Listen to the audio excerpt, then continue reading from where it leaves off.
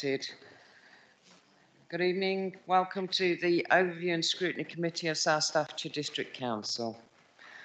And hopefully anybody who's stuck in traffic will join us shortly. I'll introduce the top table when we come to item 4 on your agenda. But in the meantime, if we start this session to start off with, it's being recorded live, am I correct, Mrs. Folks? Yeah, so just waiting for councillors to sit down.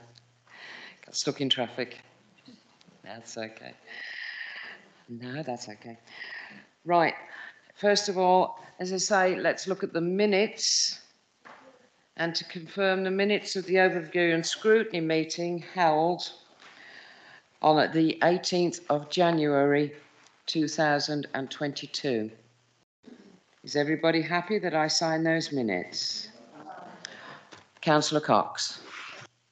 Yes, that's all right. I thought you were trying to indicate there was an issue with the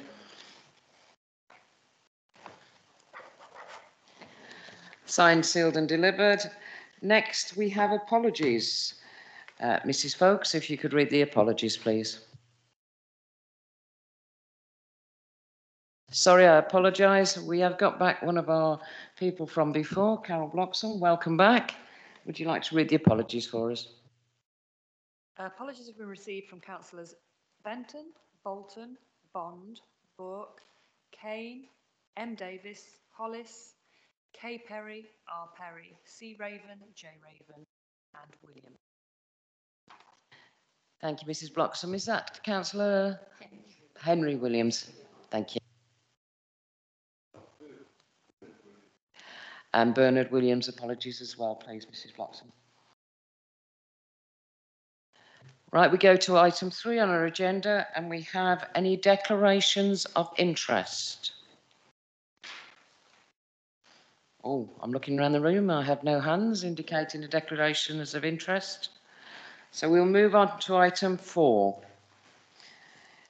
Now, on item 4 of your agenda, and apologies for it being sent out late, we have got youth service provision, and you'll see some faces on the top table that you may not know, so I'm going to introduce them from right to left.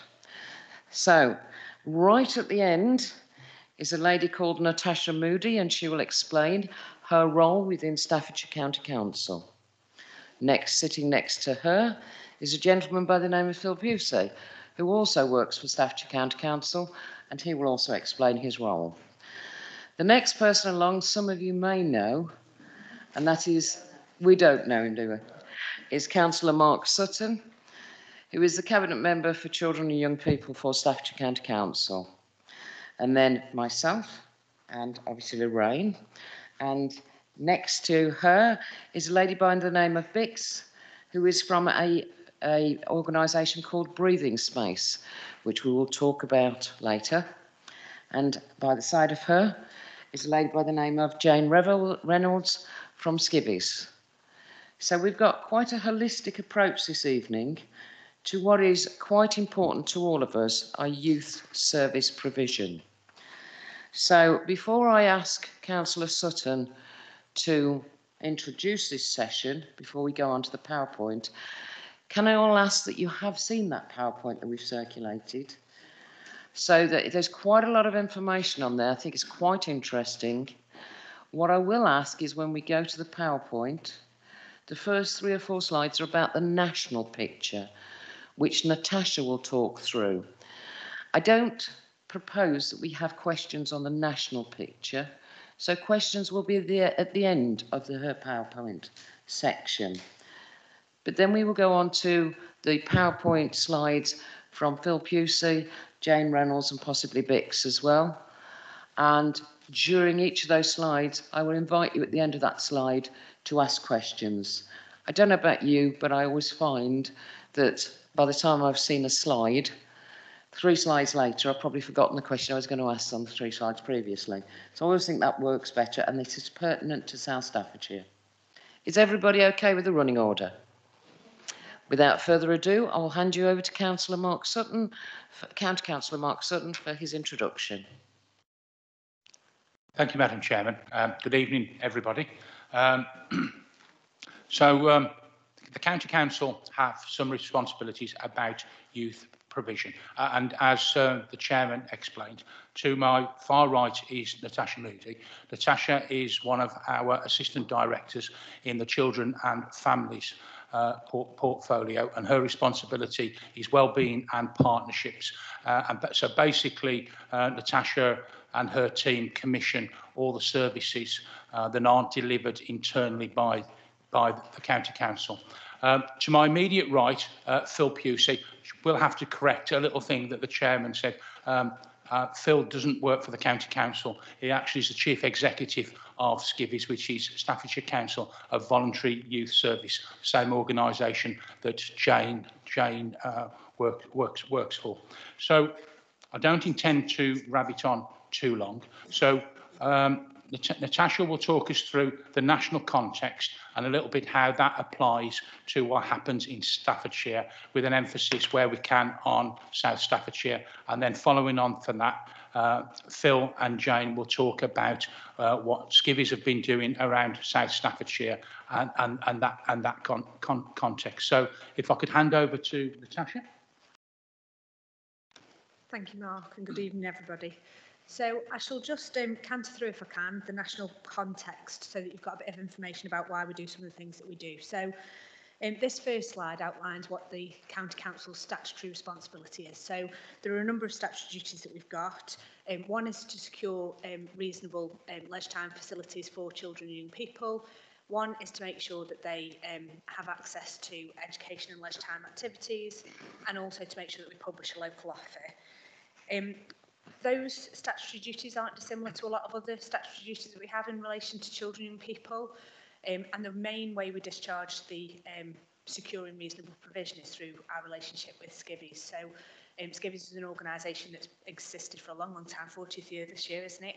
And actually support us to make sure that they work with local organisations and build some of that capacity within the communities. So I'll let Phil talk about that in more detail when we get there. One of the things that we do as part of that statutory duty is we have something... Natasha, could I ask you to put your microphone closer to your mouth? Unlike the County Council, it doesn't pick up. Sorry. So one of the other things that we do as a County Council is we publish a local offer. So that's done via a web... through a website called Staffordshire Connects. And so for those of you that haven't accessed it, that's a really good port of call, really, for people to find out about places to go, things to do in your local community.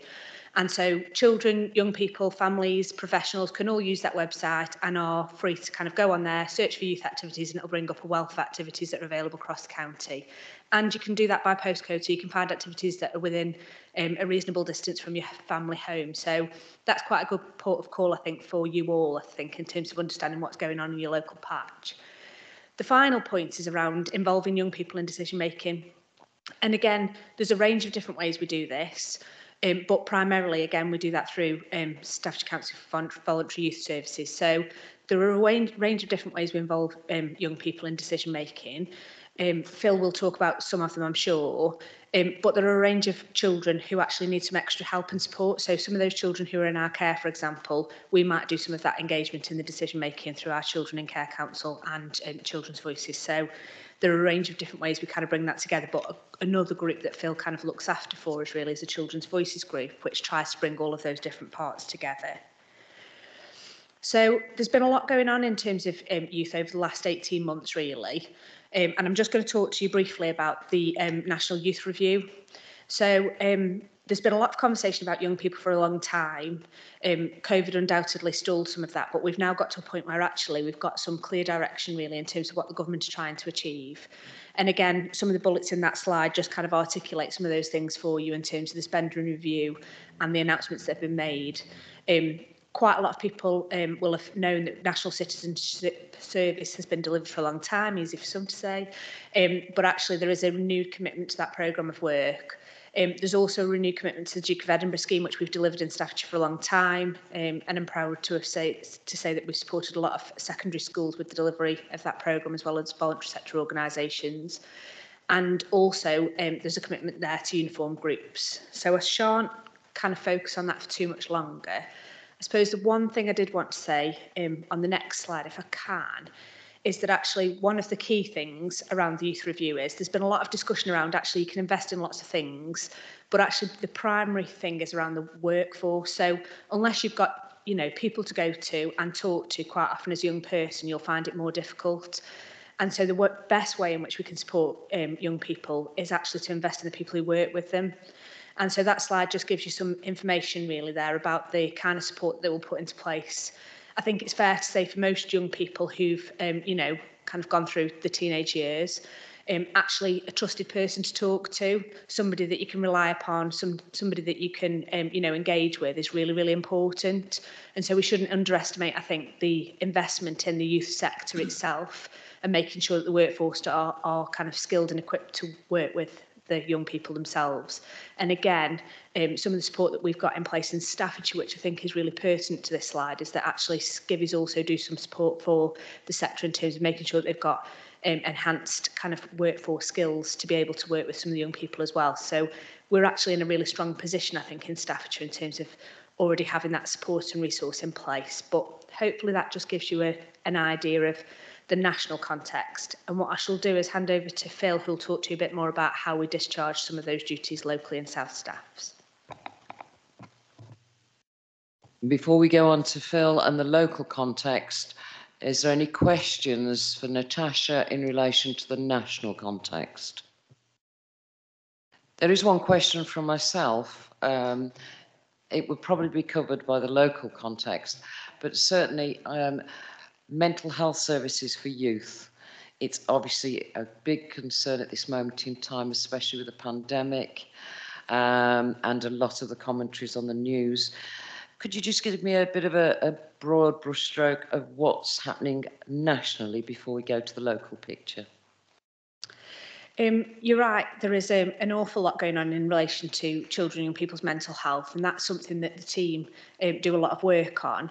We did actually come and present to the Scrutiny Committee, the Health Scrutiny Committee, I think a couple of months ago, and did an overview presentation of all of the different kind of schemes, activities that are in place for young people. What I would suggest, if that's in agreement with yourselves, is that actually we circulate that presentation to this group. I think what you'll find is there's an awful lot going on in this space. Some of that will be really early intervention and prevention, working very much with the schools around stuff like mental health support teams, but some of it will be also investment in kind of services like CAMS. So if it's okay with people, I'd circulate that presentation so that you've got an overview of the support that's in place. Thank you. I think that would be very beneficial to all of us. Is everybody in agreement? Please do, Natasha, if you would mind, send it through to Helen Astley and we'll get it circulated. Right now on to Phil. Sorry, before we start, Councillor Steele. Sorry, Councillor Fisher, I do apologise. It's all right, Madam Chairman. This is a subject I have quite a bit of experience in, not only as a professional career, but I have a daughter, as some members may know, has cerebral palsy, and she has been referred to CAMS 3 times, and she's now still on another waiting list. And you just mentioned CAMS. My issue is, and the experience I've had, is we've gone through that many stages that early intervention actually would help CAMS, and it's that bit that I think is missing. Sometimes kids, they get referred to CAMS because of behaviour, but they're just acting out because it's the environment they're in, and there's no other options for them. So I think more needs to be done on socialisation and just normal opportunities that kids can do, because a lot of kids, and I was one of them myself, if you're bored, you play up, you become naughty. I was. So I think relating to what that was a good one. Councillor Merrick, that was uncalled for. No, he's right. But I just think it's easy just to say, right, CAMS need more funding, CAMS need more funding. But actually, I think some funding needs to go before CAMS to ordinary people, ordinary boys and girls, children at a young age before they even need CAMS. So I just wanted to make that point. Thank you, Chairman. Thank you, Councillor Fisher. I think that's a point well made, and we may actually cover it in this next section of the presentation when we look at the local context. But absolutely, I totally agree with you. Okay, Mr. Pusey. Thank you, Chair. Thanks. I just wanted to, I suppose, paint a bit of a context for you for Staffordshire Council Voluntary Youth Service, or SCIVIS, as you probably know us more colloquially. And so this slide really just gives you an overview. It's almost our strategic plan on the page, from the vision in the top left-hand corner, which we believe we contribute to, where we want a county where all children and young people thrive. You've got our objectives there in terms of the focus of our work, which is very much around the strength and sustainability of the voluntary sector in their offer to children and young people and families. Obviously, we see a gap currently in the market for to be a go-to place for information around young people in particular. It's an area that has suffered massive disinvestment over the last 10 years. You're talking 700, 800 million pounds nationally. And even some of the latest announcements from the government are only replacing probably 10, 15, 20% of that. So although we're pleased to see those investments, I would agree with the last councillor's comment that actually there's still a huge gap for early help and community-based support services, and a lot of them will need investment. But we also try to represent that voice of the sector with our partners like the County Council, but also districts, the Police and Crime Commissioner, and people like that, so that that the sector can play its part in responding to the needs of local children and young people. And we also take the voice of young people into those environments as well, because again, I think that's been a bit of a gap lately, and that it's nice to see that highlighted quite strongly in the council's recommendations. So you can see there the outcomes that we work towards as well, which again, you would naturally follow on from the objectives. So a thriving sector, we want strong partnerships and collaboration, because none of us can afford to duplicate or overlap too much. We want a strong workforce that Natasha's already highlighted. And obviously we want to see continual improvement across the sector. And you can see the values as well that we spent quite a lot of time on as a team and as a board of trustees a few years ago to try and identify what it was that made SCIVIS what we are, and the way that we deliver this support to the sector. So that first slide is just a bit of a context about who we are and what we're, in a sense, funded to do and set up to do as a local charity. So I shall stop there based on the chair's recommendation to see if there's any questions about that in terms of our model of working. Councillor Allen. Thank you, Madam Chair.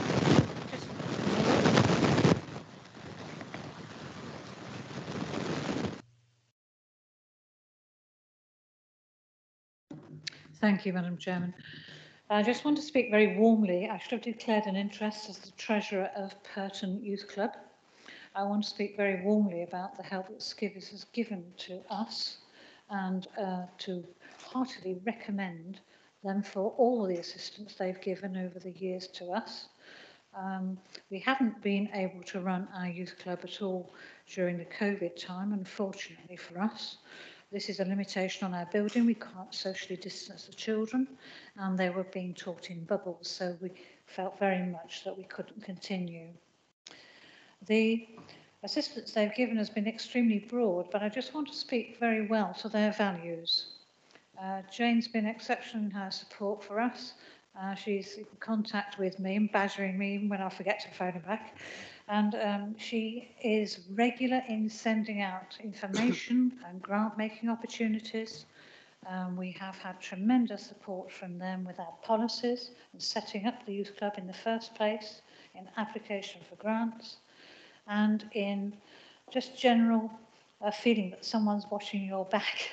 And as we all know, working with young people carries its risks, and we need safeguarding advice and so forth. So I want to warmly commend SCIVIS for all the assistance they've given us. And when I see that word dedicated and excellent and authentic, I can truly recommend that. Thank you.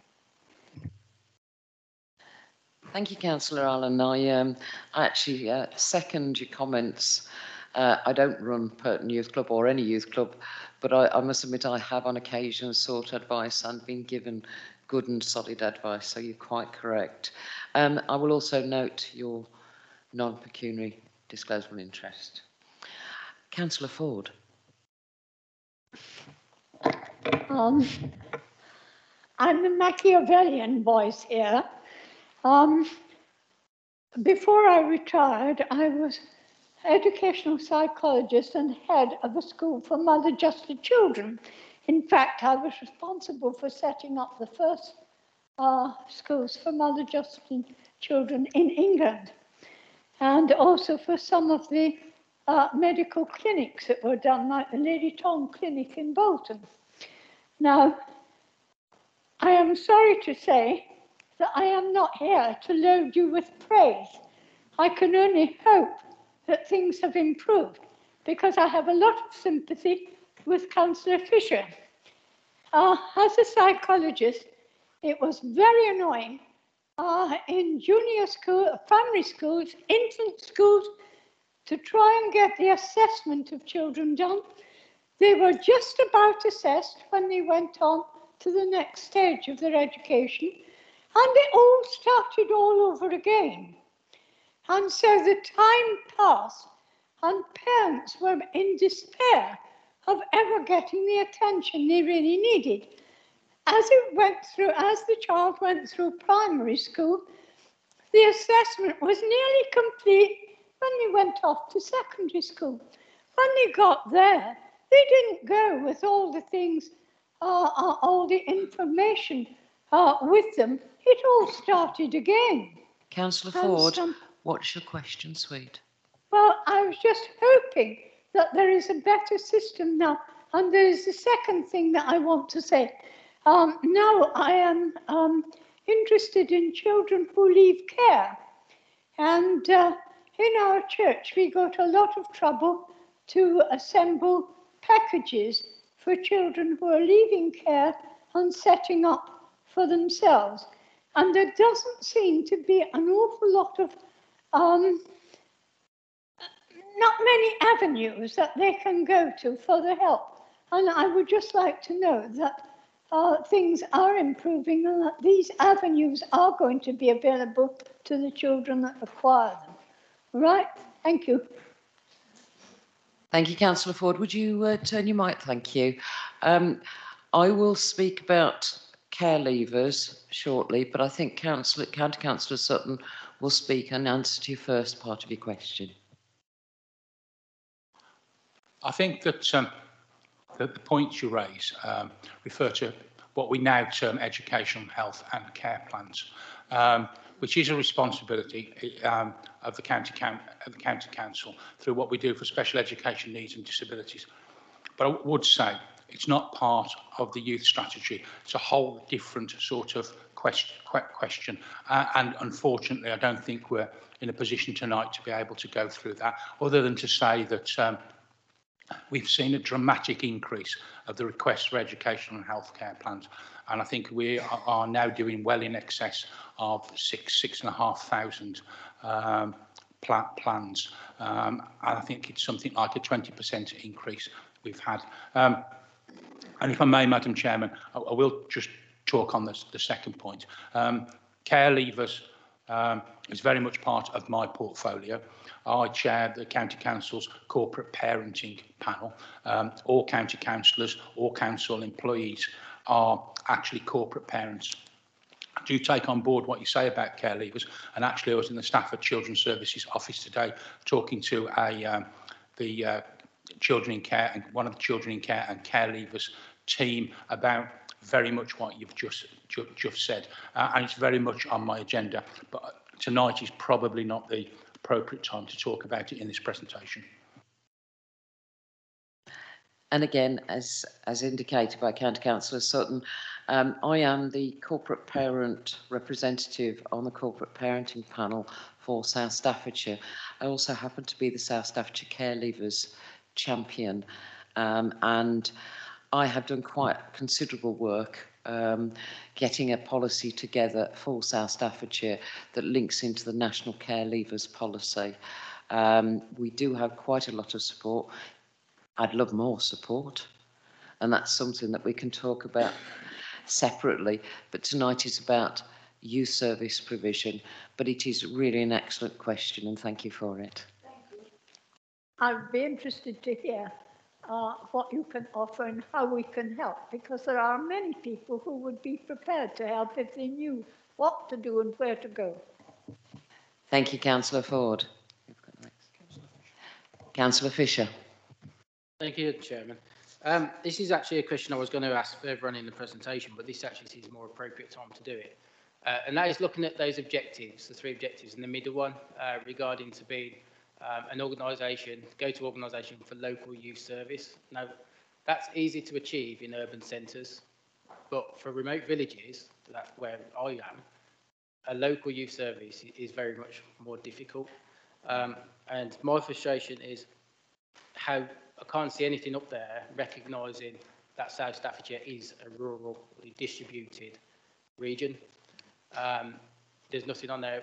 My biggest issue is with transport. So transport is a big issue that I was going to come on to.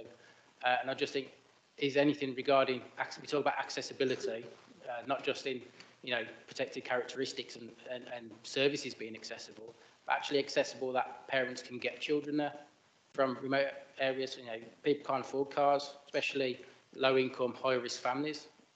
Our public transport where I am is terrible, especially on weekends. It's even worse, where children are looking for things to do. So I just think there's a bit of omission there, or more could be done in the objectives regarding actually making it accessible when you're providing this service, which I think is good, in a rural area as opposed to an urban centre. Thank you. Thank you, Councillor Fisher. Phil? I mean, Staffordshire is largely rural. So some of the stats that I'll come on to, we have over 210 organisations in our membership, and they deliver approximately, and this varies week by week, but somewhere between 850 and 1,000 regular sessions of support to children and young people across the county. And that is all done on a minimal budget, in the sense of, certainly from us, coordinating that, gathering that data. Obviously, one of our major roles is also to try and help those organisations to attract funding, and Councillor Allen kindly offered thanks around that. That is one of the things, and again, I'll come on to some stats about, I think it's about 17 million that we've helped our members bring into the county over the last 5 years. But I would totally agree that South Staffs is a unique district. So I think all of the different districts in Staffordshire are unique. They all need a different approach. But the likelihood of us, I suppose, having a youth provision in every village is a challenge, because some villages won't have 20 young people in them. So there's a lot of things that you unpack. We also have probably 300 young people a week going from South Staffordshire into Wolverhampton to use the massive youth zone there. And that's simply because the transport links will be easier for them to get to Wolverhampton than it will be to get to the next village, even though the next village might be only a mile or two away. There's lots of things that we're working on. We believe lots of young people in South Staffordshire probably travel out of county into Shropshire, for example, if that's easier, maybe even into the West Midlands boroughs. So we haven't got the full picture, but we'll come on to some of the fuller picture a bit later in terms of what is actually out there for young people, because I think one of the barriers that you mentioned is information. Natasha's already pointed people to a web portal that does that. We've got a map on our website that does that and that's updated regularly. I'm still talking about it 10 years after we initiated that, because people don't remember to use it. People don't go there as a source of information. And so we've got to make that information as accessible and as available to families as we can do, so that they can then make informed choices about what there is out there to offer, to access. But also, if there isn't something in a village, where are the volunteers, or where are the people who might be ready to help start that? And how do we galvanise action around that? But that looking at Purton is a 4 or 5 year project. It doesn't happen, it won't be that that's up and running by next week. That is a period of time of training, development, of getting that organisation up to running safely, sustainably. So can be easily a year or 2 years piece of work to enable that project to happen, by which time some of those young people have grown up and don't want it anymore. Some of the volunteers their kids might have grown up and they don't want to do it anymore. It's an evolving piece, which is why we try to capture what's out there on an annual basis across Staffordshire, even though that means we lay down, in a sense, any historical stuff that we might have and we start again from scratch, so that we can give people an accurate picture of what's out there. Thank you, Phil. Do you want to come back, Councillor? Just come back, really. I just want to clarify, I'm not suggesting the youth service or provision in every village. Obviously, there is the option. When I was a kid, we had a youth bus, for example, that came once a week, and that could be shared between multiple remote areas. And it's something I've raised before, but just going back to the strategic plan, I just think it should recognise more about transport links and integrating that with youth services. So one thing I've raised before, we used to have the Staffordshire Connect for elderly members of the community. You know, why can't we use something like that once a month where parents could have subsidised travel for kids to go to one of the leisure centres, for example? You know, I just think it needs out-of-the-box thinking in looking at that. So having transport or accessibility transport-wise as a strategic objective or involved in that would just be added value. Thank you, Councillor Fisher. I think the feedback for that is taken on board. Have we any more questions on this slide? In that case, we'll move on. Is it yourself again, Phil? Thank you. Thank you. So the next slide really just explains how we operate. So this is based on an evidence-based model of working to develop capacity in the voluntary sector. Skivvis was part of the creation of this back in the late 2000s. It was funded by the lottery and adopted by the National Council of Voluntary Organisations. And these functions that you see in the diagram, support, information, advice and guidance, facilitated learning or training, brokering, support, networking, collaboration, representation, promotion and consultation, they're evidence-based to build capacity across the voluntary sector when offered as support services. And so that's the model that Skivvis adopted in 2011 and has been using that with the local youth sector since then. The growth in the sector since then, when I took on this role in 2011, we had 91 member organisations. As I said, today we've got somewhere around 210, 215. Again, we had about 18,500 children and young people engaged through those members. By 2020, that was, and just before the pandemic, that was 32,000 children and young people engaged. So I think, again, we've evidenced that this model of capacity building in the sector works and that it increases participation, increases levels of volunteering, and it gets more provision out there for children and young people. But it does depend on the local appetite, the social capital of an area, particularly in terms of responding to the needs that their children and young people might have. So I don't know if there's any questions just on that model. Thank you, Phil. If you could turn your microphone on. Councillor Sadler. Thank you. We've been through a pretty rough couple of years.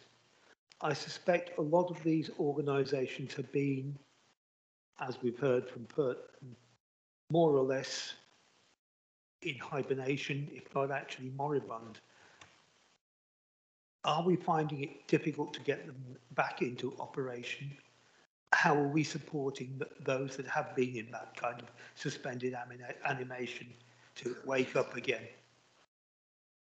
That probably takes me nicely onto the next slide, actually, because no, that's fine. Because this is the local picture really for South Staffordshire as a district. So 25 of our members are based here in the district, and currently they're delivering 46 different sessions. So in 2020, I said the reach was about 32,000. About 2,700 children and young people in South Staffordshire were engaged in 2020.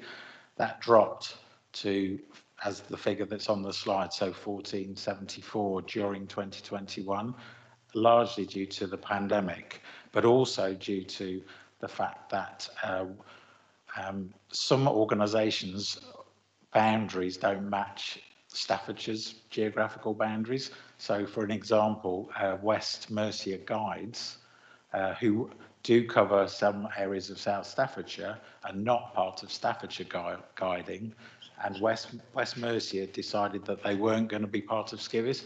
There was a very good reason for that. They used to get support to access school buildings in Staffordshire, and that support is being withdrawn by the County Council due to challenges around the budget, and so their benefits of being members of us were lessened.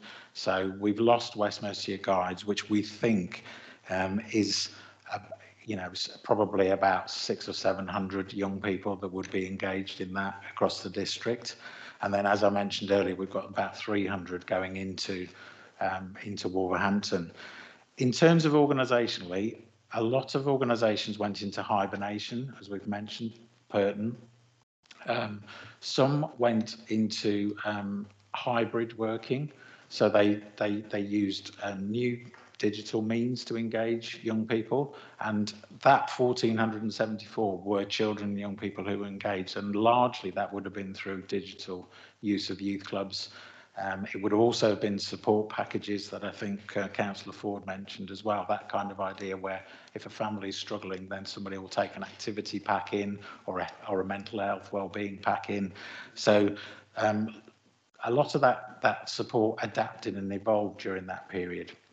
In terms of restart, I think Jane would probably say that the development team are as busy today as they've been for 2 years on development work.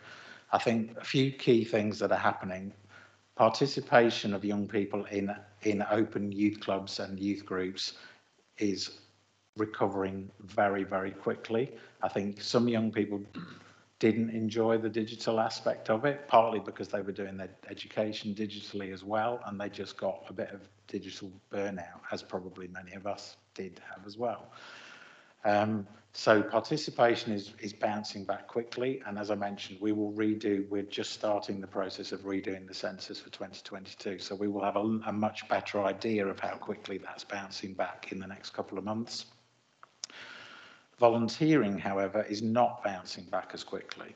A lot of volunteers, having had the opportunity to sit back, maybe on a Friday evening, and not go out to a youth club having just got in from work or whatever, but have a glass of wine and a takeaway and watch something on the telly, are actually quite enjoying that fact that they don't have to do that. And so the volunteer levels are not recovering as quickly as possible. And you will have noticed in Natasha's presentation, there was the investment from government about waiting lists for uniformed organisations.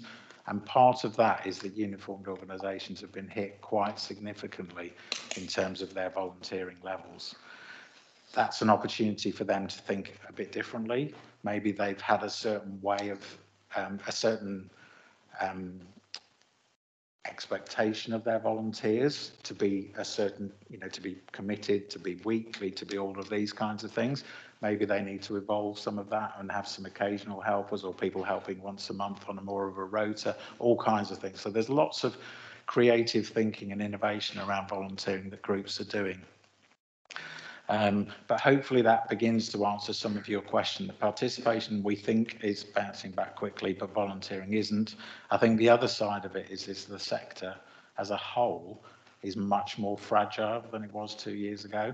A lot of organisations will have spent the reserves that they had in staying afloat. Some of them will have accessed additional funding that was very, very COVID specific and for this period of time. But now as they transition back to normal, some of that funding isn't yet available, or they're now having to apply for it to reopen up to their normal business as usual. A lot of trust funds have said we're stopping our grant funds for a period of time because we want to reassess what is needed out there. And so I would say as a whole, the sector is more fragile than it was 2 years ago. And so as it bounces back and as we transition back, I feel, and I think our team feels, that there's going to be an awful lot of work involved in ensuring the strength remains there, the safety remains there, the quality that remains there, and that these organisations can remain sustainable in the coming years. Thank you, Phil. You mentioned Jane. I just asked if Jane wants to add a few words. Good evening, everyone. Just to say, I'm in the privileged position of covering 3 districts, so sorry. Oh, right, okay. Right, okay. So I can see what's going on in the districts. So, for example, Councillor Fisher said about, you know, rural. It's one of the biggest things with South Staffs is how do we get young people to, you know, get to these activities, especially families on low incomes. So we maybe look at pop-up activities, you know, rather than having a traditional youth group, you get activities coming in. So you're just looking at it a different way. I mean, there is some news about South Staffs and activities which I can talk about later. But as far as setting up, we've had some groups across the county that run all the way through. Because there's been a massive need, and they especially send groups because they need that support. It's really, really important. We've had groups that have done a mix of things. So we've had, like I've got some air cadets that have really maintained their membership really well through doing a digital sort of blend of offer. And some, like you say, have just mothballed for 2 years, and they're gradually coming out of that. And as Phil said, it might be a barrier because there's older volunteers and they've got health conditions which they're concerned about. But what I'm seeing at the moment definitely is people that are starting to set up now. They're really enthusiastic. They're looking for training, funding, and it seems to be going, fingers crossed, really, really well. I have got 2 or 3 new members coming in from South Staff, so it is very positive. Thank you, Jane. Councillor Sadler, that answer your question? Councillor Cope. Thank you, Madam Chairman. This is a very interesting subject to me. We did call this in as an independent group to scrutinise this issue. 50 years ago, I was a youth worker. I worked for South Staff's youth service, Manor Youth Club at Aldridge. Went on to Wood Youth Club and formed my own youth club in Bloxwich. Now, that youth service was absolutely excellent. We used to integrate with all age groups from school age right up to 19 years of age. Now, in my view, we've gone backwards in youth services, and that is not laid against the likes of Skivvies or your organisation. Phil mentioned it earlier on, I made a note, disinvestment. Problem is, Mark, and interestingly, you're the only county councillor in the room tonight, but it's the finance has to come from the county. Although in the present climate, I understand money is tight, and that's going to be very, very difficult. In my time, I have more concern. I think we look after the school elements very well. You do an excellent job at school age, but it's that age group between 15 and 19. We have problems with, not so much in South Staff's knife crime, but we do have problems with county lines, drugs, etc. The way we used to tackle it way back, and I accept times have moved on and they're not the same, but you got to know as a youth worker, your peer groups, your gang leaders, and you used to influence that peer group element to understand what was happening in the community. We've lost all that with that older age group. I would be interested in what is the provision for targeting those type of age groups which are causing problems to us. We used to have at one point peripatetic workers. These were workers that went out within the communities and identified all of these groups. I don't know whether that still exists. Again, coming back to county budgets, I'd like to think when we go into debate after this, we will talk about trying to put some sort of, I won't call it pressure, but to highlight that as a district, we feel county should be allocating more funds in the direction of these people that are working hard. When you say there's 10 paid workers, Are those 10 paid workers in South Staffs or right across the county? Because if it's right across the county, you're not possibly going to get to some of these areas. So my question really is about the investment area. I agree with Phil, there's been an element of disinvestment, and I think we need to talk about this once we get into debate. But this is no way criticism to you people who are working there. You're doing a magnificent job. But as politicians, we've got to start reinvesting more money into your services. Thank you. Thank you, Councillor Cope. Phil? Yeah, just to say that 10 paid staff is across South Staffordshire. So I think, I mean, again, if you're comparing district to district, I think the last count was there was about 600 plus across the county.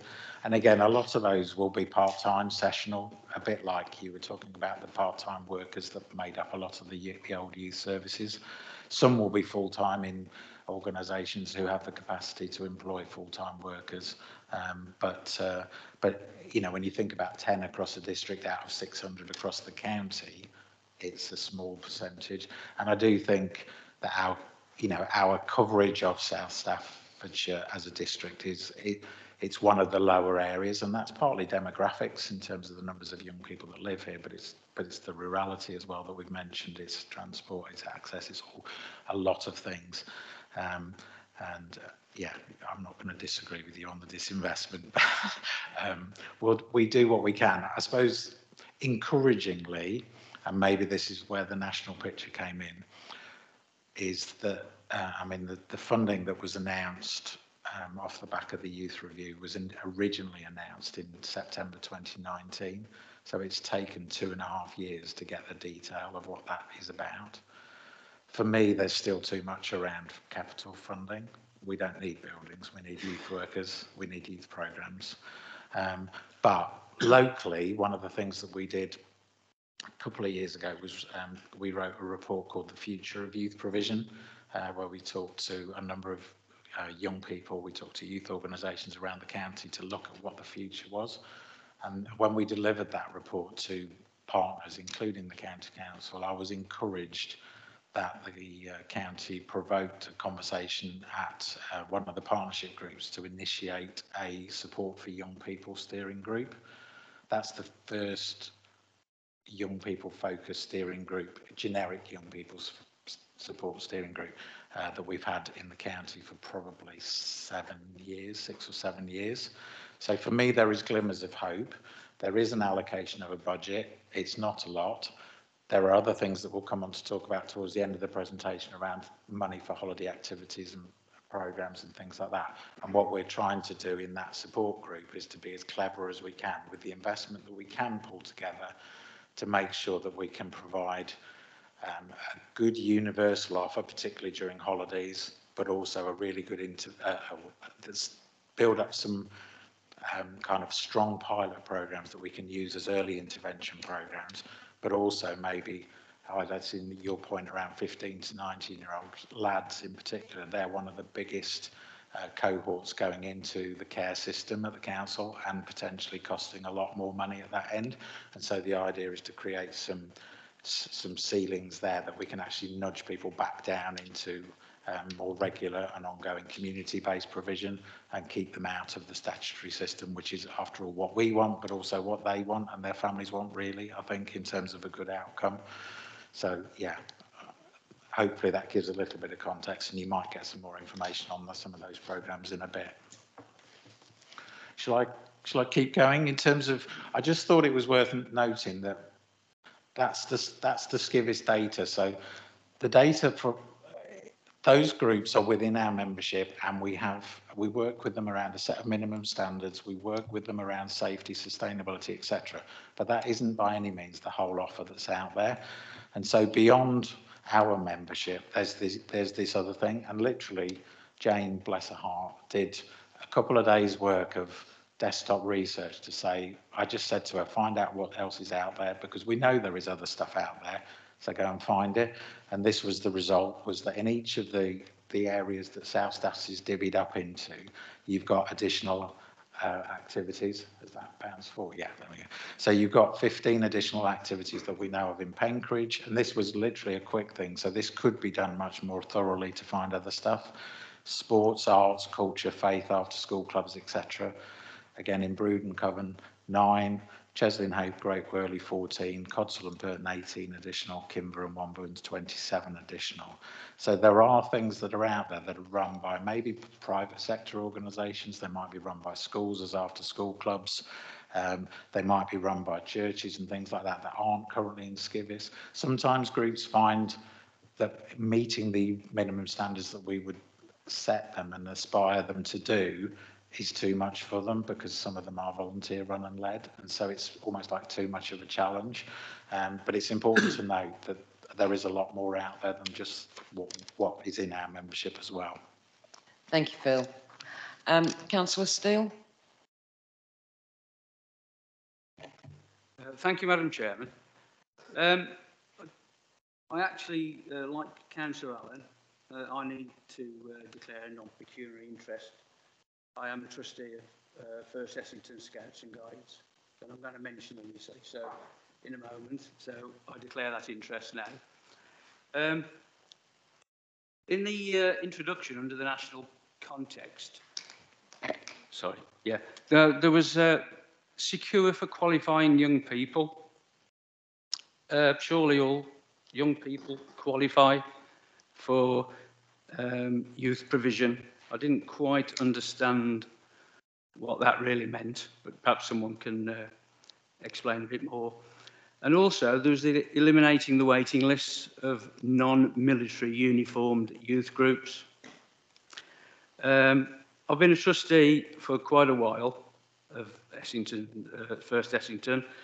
My wife's a Brownie leader, my son is Group Scout leader, and I've never heard them mention the County Council ever in probably 30 or 40 years. So I'm not quite sure how we're going to go about eliminating the waiting lists. As for First Essington, there's waiting lists in virtually all the groups. So I'd like a bit more information on that, please. And then just looking at this list here, I can't see Essington mentioned. And I don't want to steal Councillor Cope's thunder, but neither is Featherstone. And what exactly does 15 additional opportunities mean? And 9 additional activities? Is that for per child or per group? So if someone could put a bit more meat on that, please. So first of all, you've mentioned the national picture. I'll get that. I've been training these teeth for years. The national picture. So we'll go to Natasha to answer that question briefly, if I may. Okay, so on the first slide, when it talks about those young people who are eligible, it's talking specifically about children who've got a special educational need or disability. So it's actually in brackets by the side of it. So just to demonstrate that actually it goes up to children who are up to 25 if they've got a special educational need and disability. In relation to your points around kind of waiting lists related to uniform groups, it's not necessarily specific yet at this stage whether or not the local authority will have a role. And actually, sometimes I would say that it's not best place for the local authority to be engaged in some of this space. So actually, Skivvies do, I think, as quite a few of you have mentioned, a really good job in this space. So actually, they might not necessarily see the county council as being in this space, but that activity is funded through us. So I'm not necessarily sure I would see that as a negative, that people wouldn't necessarily see us in that space.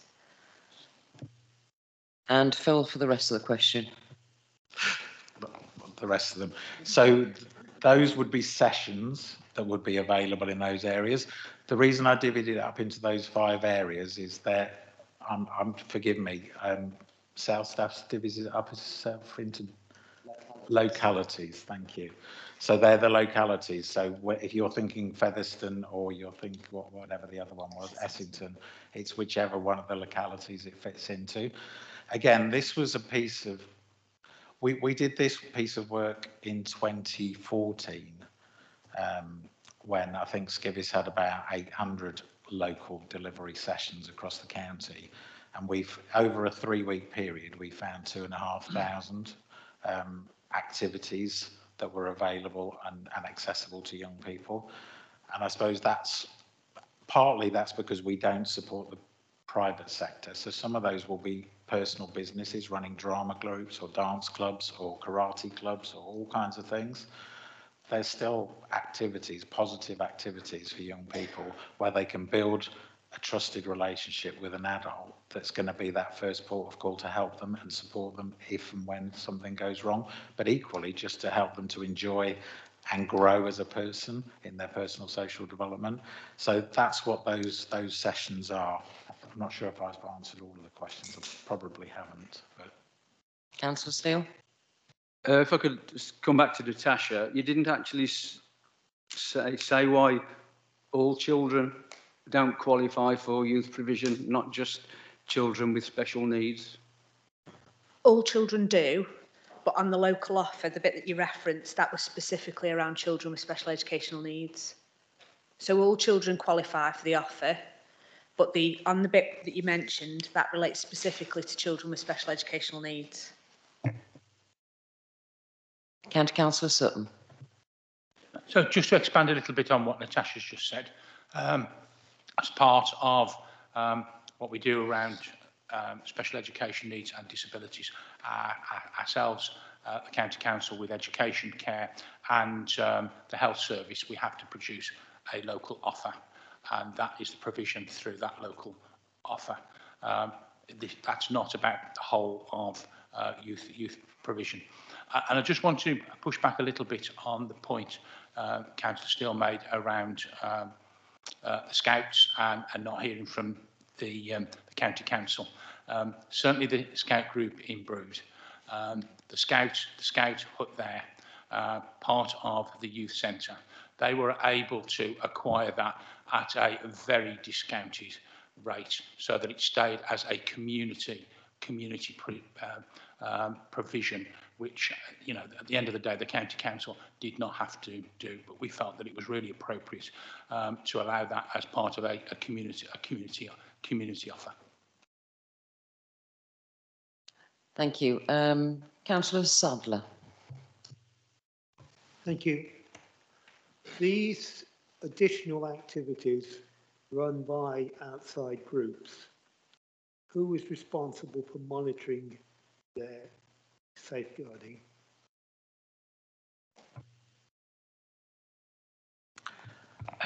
That would be entirely dependent on who they were. So, for example, if it was a church group who were running a youth programme, you would presume that that would be through the church structure and through their diocese or whatever governing body, part of the church they're linked into. If it was a private sector organisation running a dance club or a karate club or something like that, then again they should be affiliated to a national governing body. The challenge, the key word there is should. As a parent, that would be my first question. If I was, I mean, my kids have all grown up and can hopefully look after themselves mostly now. But when we were taking them to stuff, that would have been one of our first questions is, have you got a safeguarding policy? Can we see it? And who are you, you know, where are your lines of accountability? And that's where, I suppose, for us, with the voluntary youth sector, we faced this question a lot when the youth service in Staffordshire was shut down in 2014-15. We faced this a lot, that councillors at that point were saying, well, how do we know things are safe?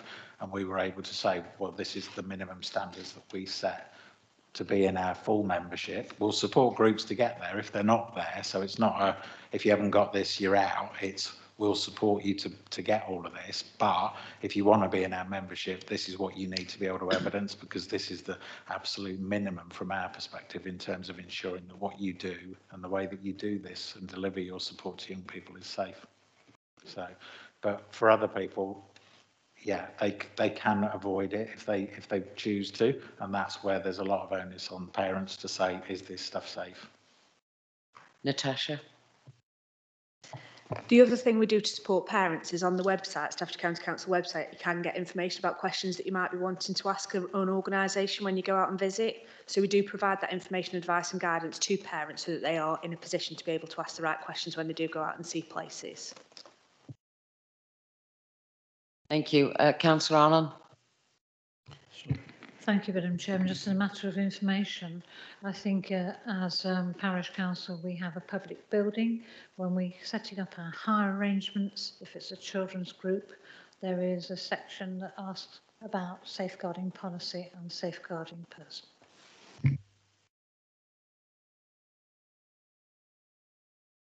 The next slide is you, Phil.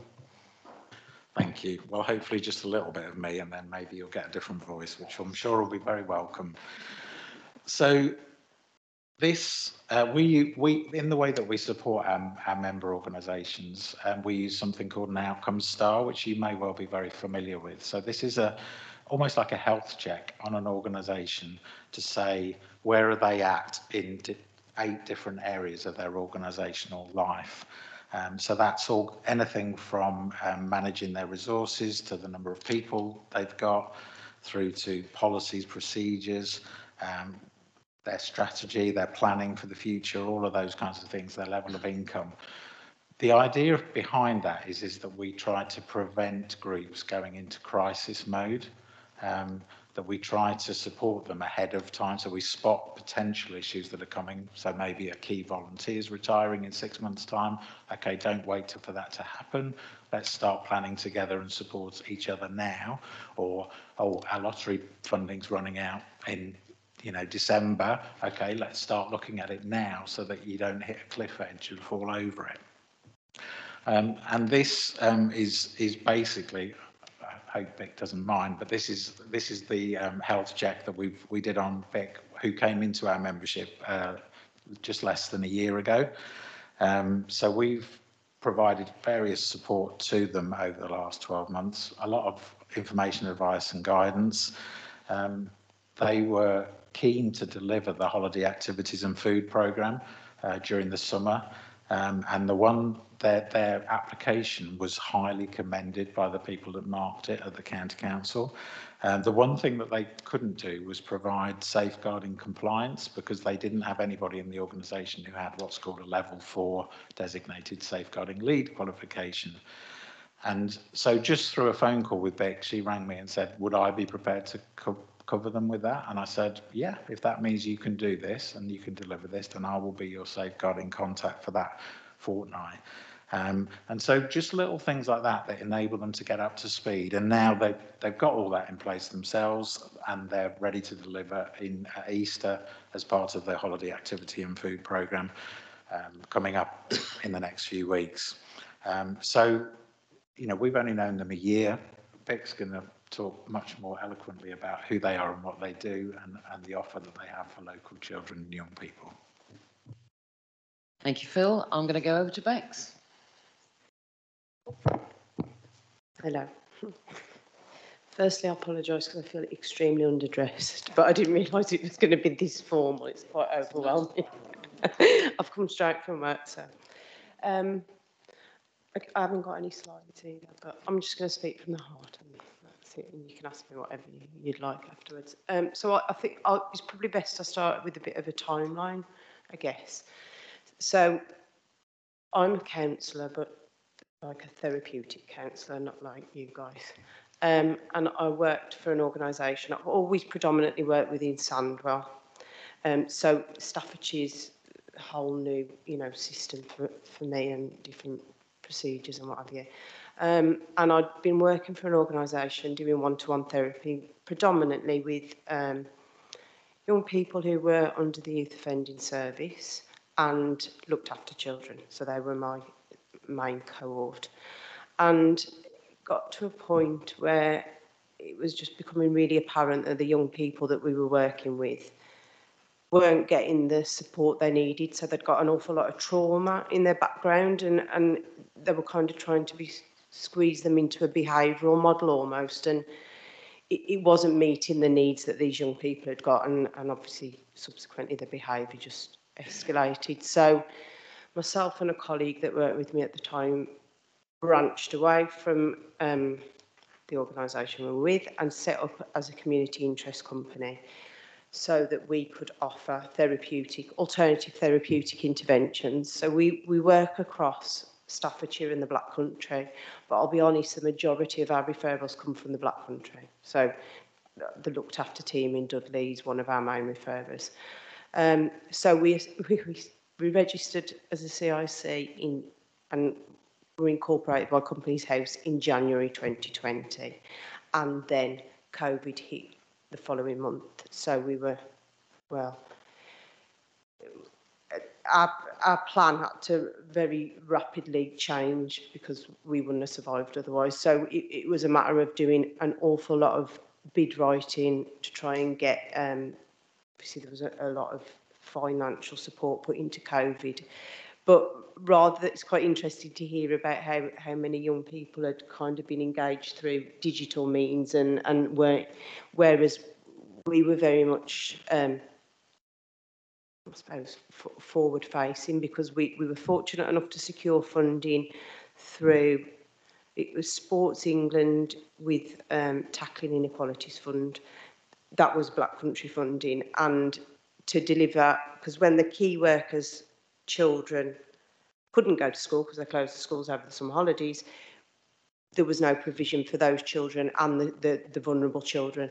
So we were fortunate enough to get funding to run throughout the summer for those children, free of charge to parents and low-income families. And then just after the summer, we were also fortunate enough to secure funding to deliver mental health workshops in the community. So we're based at Bagridge Country Park, which is just an absolutely beautiful environment to be in. And it meant that through the winter, days with snow included, we were under gazebos, but obviously COVID-wise, it really lowered in terms of risk of transmission, and we had procedures in place. We were taking temperatures and masks and all, and you know, sanitising and what have you. But we ran different groups. We did it 2 days a week. We had a family-specific group, and then we worked with, we had a primary and secondary, so that worked throughout the week. And then that got us essentially through to January 2021, and that's when things started to open up. We were able to then target our main cohort, which essentially is offering alternative therapeutic provision to children and young people who are at risk of exclusion from either education or wider society due to their mental and emotional health needs. And it was we contacted a lot of organisations. Fortunately, because I'd worked in Sandwell before, I kind of knew the way, and all councils work so differently. So what's acceptable to Sandwell wouldn't be acceptable to, I don't know, Dudley or Staffordshire. So it was a lot of trying to contact people who could support, and Skivvies being one of the main ones. And so our school started to refer in, so our core provision, which is our alternative provision, that runs working with young people who essentially they would be off the school register if they weren't referred to us because the schools can't manage them because of their mental health needs and the way that is demonstrated through their behaviours. And then we also offer a Nurture Through Nature provision, which is the 2-hour groups. And that's all about utilising the space that we're in Bagridge and the fact it's a nature reserve. We've got care farm status, which means that we can offer care farming activities. So we've got a therapy pony who is 8 months old, bless her. And so we do a lot of animal care. We offer the ASDAN, because a lot of the young people we have, they don't have the ability to concentrate to be able to do GCSEs and things, because when you're trying to deal with trauma, it's impossible to sit and try and listen to a class, and then you've got so many trauma triggers in a classroom of 30 kids who are all making noise. And so we work with 5 is our maximum in a group, because the young people we have, big groups just don't suit them. So we're not going to put them in that position. And we look for alternatives to GCSEs, because there's a lot of practical qualifications out there that are quite easy to evidence through photos and witness statements that they are more than capable and they thrive doing it. So we do an animal care qualification through ASDAN, so they do a lot of short courses. We do the NOCN, which is all around preparation for work and training. We are, I must say, heavily supported by volunteers, but people who, we find it really hard to find volunteers. That I know somebody mentioned that, and I have gone through every avenue I can kind of think of, Staffordshire and Black Country. I'm fortunate that I've got a lot of family and friends who really believe in what we're doing, and they offer their time. People who are retired, who I say, come on, you're going to get bored, let's come and work with me for a bit. And they really invest in the young people we work with. They're the heart of what we do, they're brilliant. And then we started, through COVID, it became really apparent, two things. One, the young people we had who were able to communicate really well in the summer, who had perhaps been attending school as vulnerable young people or key workers' children. By the winter, when we were doing the mental health support groups, they didn't know how to relate to each other. And it's a massive thing that we're finding now. We're kind of coming out of COVID and our target group, let's say, are being referred into us. They don't know how to have relationships with each other. And that is the main thing that we're working with. So forget the pens and paper, put it out the way. Let's learn how to actually communicate in a way that means you can get along with each other and you're going to be able to, you know, contribute to society and your community. And the second thing that became really apparent was the increase in domestic violence, because obviously children went off the radar. You know, I think in some boroughs I work in, and their social workers are still, they don't do face-to-face visits, and I think, my God, it's so easy for a child to go under the radar if you're not actually physically seeing them, and that is such a fearful thing for me. Like, I think, and so we applied to the lottery and were fortunate to be able to set up a domestic and sexual violence service, which runs, it's a part-time service at the moment, and that is delivered to predominantly women. So the Freedom Project is delivered, but there is a Freedom for Children project as well, which is also offered, and also just like workshops within schools, just raising awareness, because some children don't realise they're even living in with a domestic violence situation. So it's kind of from awareness raising straight through to targeted intervention. We've recently, through Skivvies, that's where I was coming to, you guiding me, we applied for the HAF, which in truth is the only networking or investment, I guess, from Staffordshire that we've got, because like I say, a lot of our referral services are Sandwell and Dudley, and it's not through want of trying, I'll be totally honest, you know.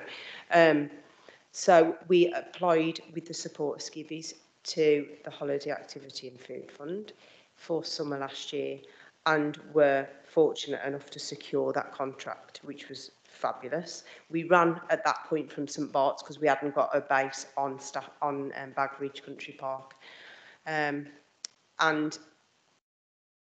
it was difficult for HAF. I think it was the first time that they'd delivered it in Staffordshire, so there was a lot of like ironing out difficulties, so it wasn't as well attended, let's say, as it could have been, you know, hearing how many children there are and what have you. We didn't do it at Christmas because we were doing something around animal stuff, but then we've reapplied for Easter and we've been fortunate enough to be awarded it again now. And I think that they've learned from, you know, obviously if something's a pilot, you don't know how the best way to deliver it. Now we've got a lot more. I know the schools and the eligible codes are going out, and I've contacted directly, I think there's 41 primary schools in South Staffordshire, so I've emailed each one of those. Some of them are academy trusts, aren't they? With our flyer saying, like, this is running over Easter. We've now got it's a converted shipping container, which doesn't sound that impressive, but it is actually quite impressive. It took us a long time to get it. We had big ideas when we started, and then the financial element of everything. So we rent that space, and it's a classroom with an office, and it's very homely looking. That's something that I really want the kids to. These kids need a space. That's all they're looking for: acceptance and understanding, and I guess a sense of identification and unity, and that's what we try to provide for them. So they come in the morning and they go straight to the thing and they get the biscuit tin out and they'll sit down and say what they did last night. And I've got my mum volunteering, God love her, and she's there making bacon sandwiches because none of them have had breakfast, and you can't expect them to concentrate when they haven't eaten. So it's a very, as much as it's formal in the context of we've got a very specific job to do, you know, we are there, I am there to provide therapeutic intervention for these children and help them work through trauma experience and find, you know, positive ways of coping. We want to, more importantly, I guess, be a safe space for them so that they know that they're going to be here, they will see us on whatever day they're coming, and they can tell me anything they need to tell me that might concern them, and they trust that I will know where to go with that. And if it's safeguarding, obviously I go to the safeguarding board. If it's around opportunities, I can speak to skivvies, who are, I must say, fabulous, because it's so nice to speak to an organisation where you can just be very, you know, transparent and speak and say, look, this is what we're not too good at this bit, how could we get better at that? And it's Jane mainly that I've had contact with. Phil did support me with the safeguarding, because as I say, each council seems to be different. So I'm a designated safeguarding lead for breathing space, but the level of need for Staffordshire was different to Sandwell, so it's quite hard working across different, you know, boroughs. What else can I tell you? Well, I was just going to, because that lady's point, sorry, I don't know any councillor names. Around the looked after, the leaving care. It's quite interesting because through skivvies obviously send us funding opportunities.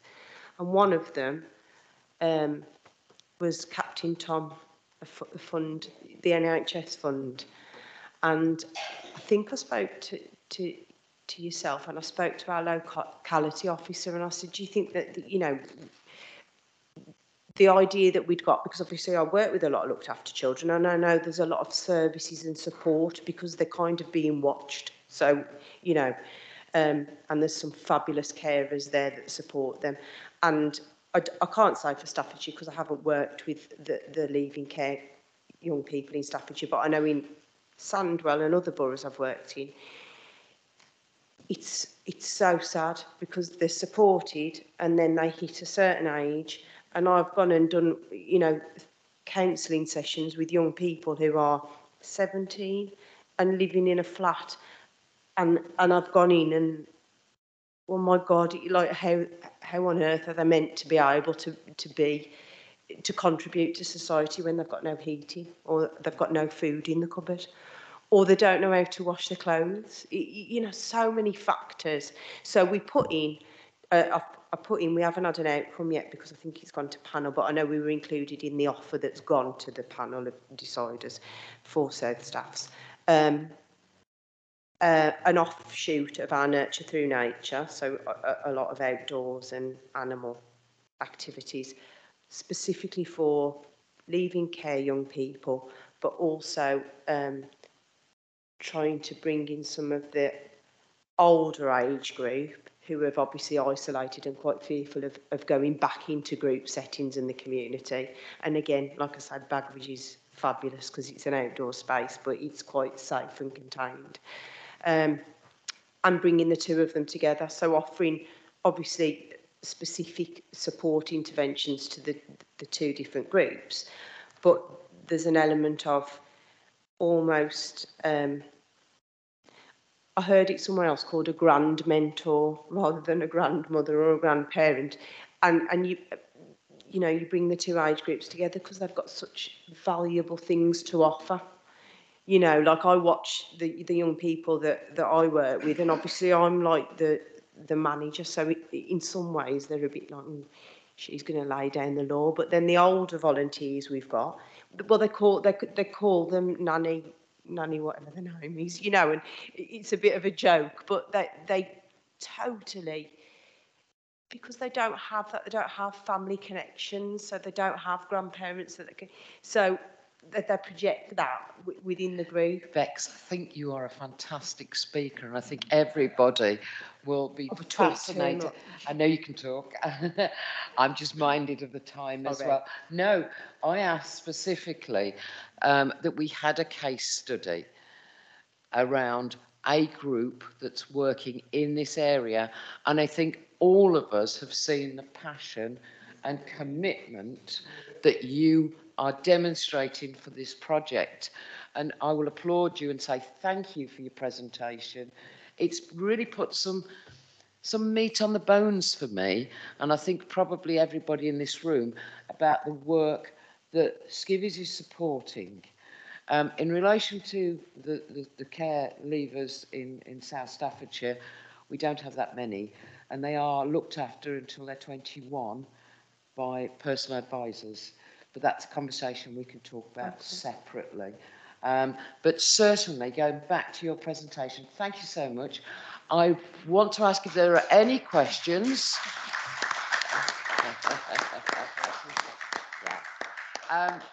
First of all, Councillor Evans.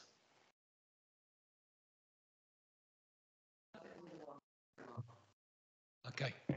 Okay, just start off by echoing Councillor Sutton's comments there. Everybody sitting in this room has got the utmost respect and admiration for that presentation and the work that you're doing. So well done. It's been a privilege to sit here and listen to that for 10 minutes. So my question really is that, and again, some of us have been saying we've worked with children in the past and young people. But of course, now the world is a completely different place. And certainly the reliance for children and young people on social media, particularly in the last couple of years, is virtually total. And any work activities that you can offer, and these children and young people get involved, they can be wiped out within seconds of them going back home and looking at computers. How do you raise that challenge, the perils of social media? Oh, thank you. We're quite fortunate, well, we don't have any electricity, so they can't use anything, and so they bring their phones, they can bring their phones, but they go in the drawer when they get there, and they get them back at 3 o'clock. And in truth, they don't miss it. They look, you know, like they've built a tree house. They're painting that, they're decorating that. They build dens. We go and look after the foal. They are active constantly, and I think it's so important, because that looking at a screen, that's partly why they can't communicate and why there is so much disruption in school, because they don't know how to be with each other, because really for a year and a half, 2 years, they haven't. So they don't, you know, they have only got their own family experience and how they interact. Absolutely. I think, was it Mark Zuckerberg said on the birth of his first daughter, put everything down electrical and go outside and play. And there is a real advice. Thank you, Councillor Evans. I think Councillor Sadler is next. Thank you, Madam Chairman. It really isn't a question for Beck. It's something that comes out of what she said, that the difference in standards between the different authorities. Do you think we should be trying to get the County Council to liaise with the other authorities in the area and see if we can't get things a little more standardised? Interesting observation. I'll go to County Councillor Sutton. So, what I would say is it's really important across whatever you're doing is to look for best practice. We've recently gone through a transformation with our children's service. It's taken some time. And in fact, it's taken quite a little bit of time, because my predecessor, who's sitting in this room, started it off many years ago. But it's now gone live, and very much part of that was looking at other authorities that perform well, who are high performing authorities, who do their children's services and their outcomes are really good. outcomes that they don't have so many children in care. They have children with more foster carers and not in high-end provision. And I use that as an analogy because I think the same applies to youth service or anything else you do. You look for best practice, not doing the same as everybody else, because one authority, just because an authority is doing something different doesn't mean to say it's better. You need to have a look at it and see what is good. So I'm all for looking round and taking best practice and moving that forward, as other authorities will do. And Natasha and the commissioners that work for her across the whole of what we do in the children's world will be involved in different groups and organisations that are across the West Midlands region. I for myself chair the West Midlands Regional Lead Members group, and also so I'm able to see what other authorities are doing. So yes, we need to look at what others are doing and take the best bits from it, but I don't think there's ever going to be a standardised service between local authorities, because ultimately, and a big thing that was highlighted is that South Staffs and a lot of Staffordshire is very rural, and what happens in what happens in Wolverhampton or Sandwell is of interest, and we need to take note. But actually having something the same, probably not necessary. But I don't know whether Natasha's got anything to add.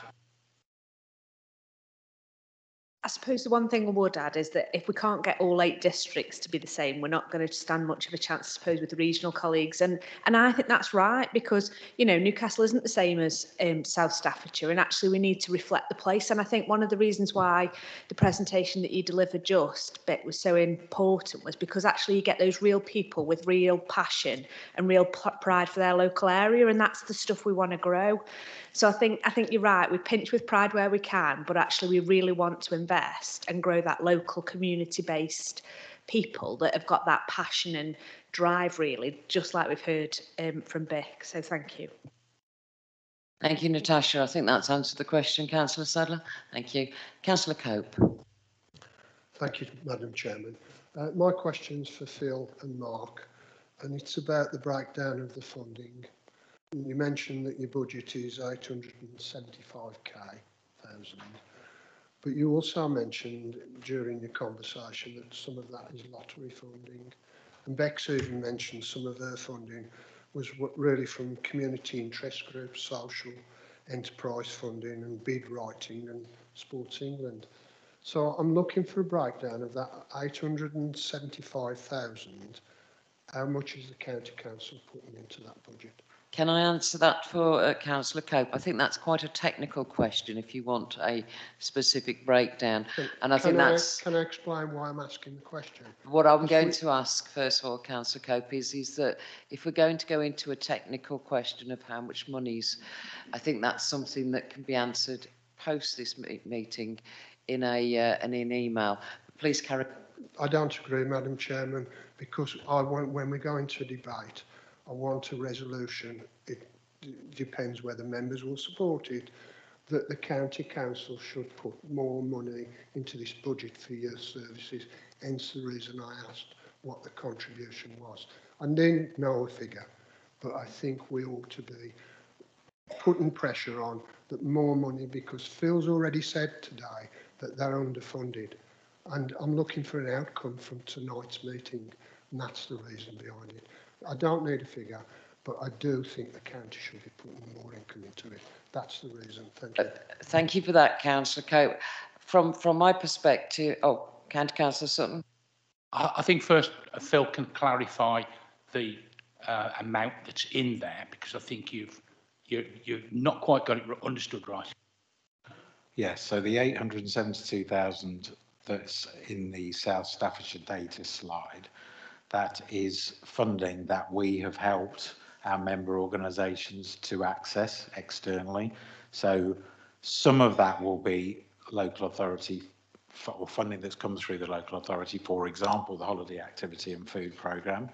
or through the county council budgets that they have for their areas. So where some organisations just need a few hundred or £1,000, which those things can make a massive amount of difference. So some of that will be through the county council, but a lot won't be. And I think I remember that the vast majority of that was capital funding, which almost certainly means it probably wasn't from the county council. It's probably come from a major donor like the lottery or somebody like that, and it will be about a facility.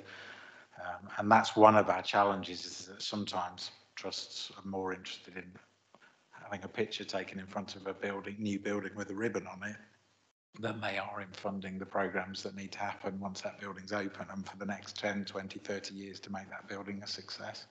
So the 872 is not what they invest. At the moment, Staffordshire County Council invest in us as an organisation 242,000 a year, and that's how we put out our support offer aligned to that. So if that helps you, yeah. Natasha?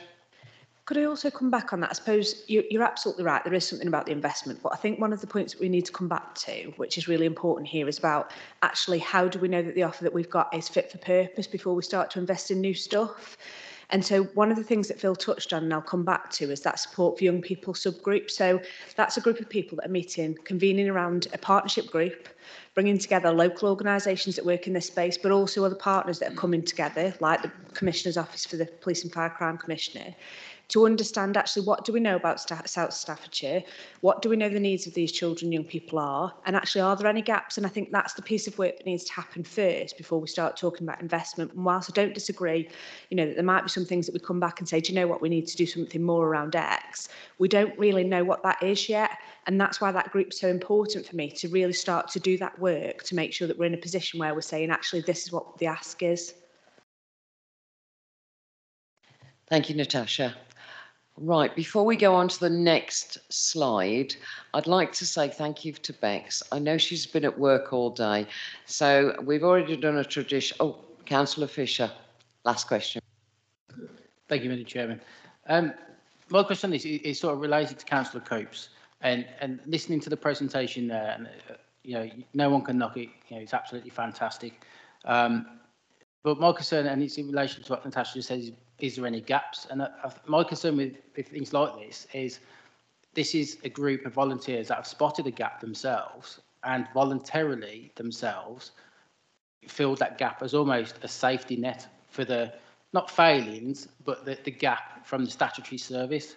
And my concern, what I'm listening to, is that people, is it sort of the county view that, rather than, have to dip into different pots and look at funding, that actually they'd rather wait for groups to volunteer, raise funds other ways outside of the county council to fill that gap themselves. And it's just a concern I've had listening to, for me, this should be a massive priority of the county council, who should be there, funding it ideally, so you wouldn't have to rely on volunteers, because as soon as you do that, as has been discussed tonight, you get gaps in areas because there is no volunteers, which means children in that area don't have the same, like children where I'm from, unless there's transport provided, but, very unlikely to be able to get into a service like this. So they sort of miss out because, and I just think my concern really is the county council relying on third parties in the voluntary sector to fill these gaps that have clearly been identified as an easier way of sort of going forward to dipping into their own coffers, to put it bluntly. Thank you, Councillor Fisher. Councillor Sutton. So, I think what we've heard from Bix and what's been asked by a number of people is services or provision that's out there that actually is not traditional youth service in the true sense of what our youth service delivered if you go back to 2014, which was mainly youth centre based activity, which is not the gaps in the market or the gaps in provision that I think members of this committee are interested in. They tend to be around trauma, as Vic described, support for children who've come from a home where there's domestic abuse, and many other things. So that is not what traditionally youth service is about. That's not completely different. I understand the link, but that is stuff that and stuff that Natasha and her team and children's services look to deliver, or look for opportunities to deliver by us commissioning services. Those of you that were here at the health committee when we spoke about the wellbeing service that Action for Children, Action for Children provide, which is the tiers below what CAMS do, the mental health support that's going into schools, etc. I mean, there's an absolute, there's a great excuse me, my throat.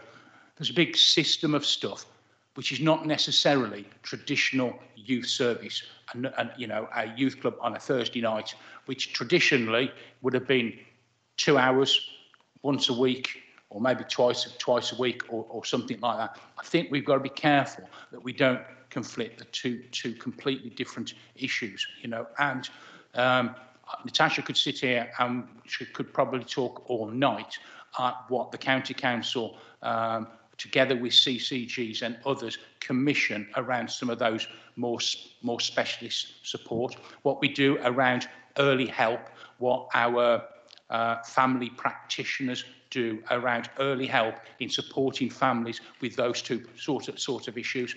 And I'm just mindful that you don't conflict two things, because I've not come here tonight with a view to talk about children's services. Absolutely could have done if that would have been the ask, but the ask was really about what we're doing around youth services. And what I would say is the groups of support that there are out there providing youth provision now, or shall we say just at the start of COVID, and the amount of actual sessions that are delivered, far outweigh than what was delivered by our youth service in 2014. I can't say what it was like 20 or 30 years ago, not involved in it then. And traditionally, youth services in that way have been provided by voluntary groups. The youth club I went to as a kid was all resourced by volunteers, giving their time up on a Thursday night as it happened. And then at that youth club, after that youth club,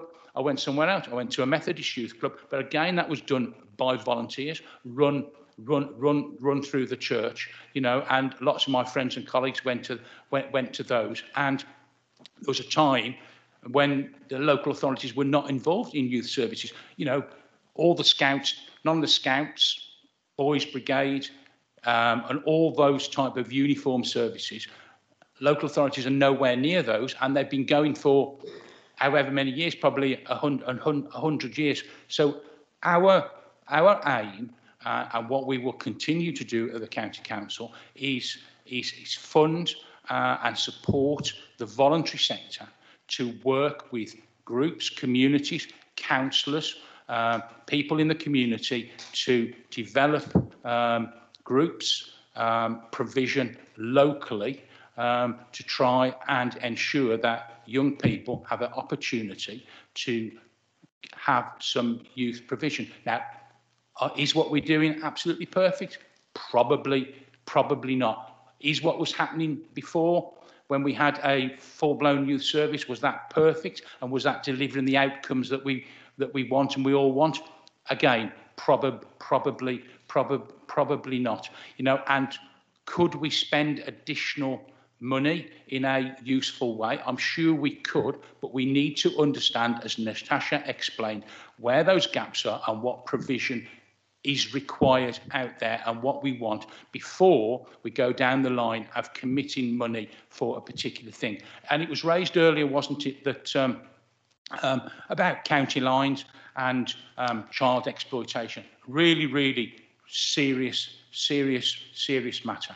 But lots of different professionals across this county meet very regular on what are MACE panels, multi-agency child exploitation, where young people who are on the verge of exploitation or are potentially being exploited are discussed. Plans of actions are put in place with our youth offending team, sometimes with voluntary sector, also with our social workers and the police, a plan around the location that it's happening and the individual. So there's lots and lots of stuff happening in that world. And I don't know whether Natasha's got anything she'd like to add. I think the only thing I'd add is that actually you want a vibrant mixed economy, don't you? I think, you know, like Mark's example of voluntary organisations that supported him, I can say I was supported by voluntary organisations too, and there is a mixed picture here, isn't there? There's some stuff that we deliver, some stuff that the voluntary sector deliver, and actually it's about gelling all of that together so that actually you don't get those gaps. That's the point I'm trying to make, really.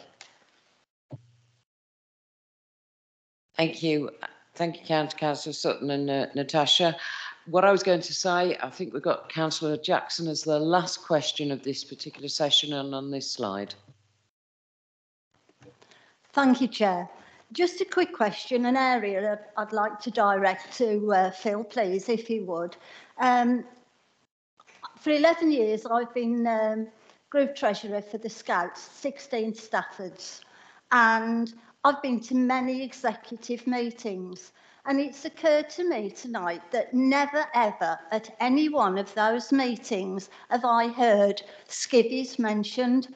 What sort of involvement do you have with the Scouting organisation, please?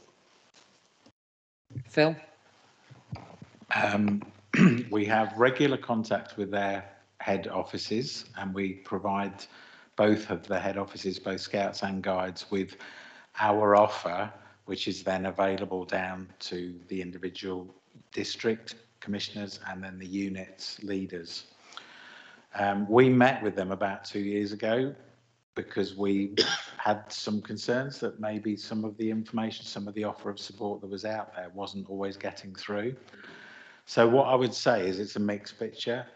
I would say that some of the units use us all the time for lots of different things.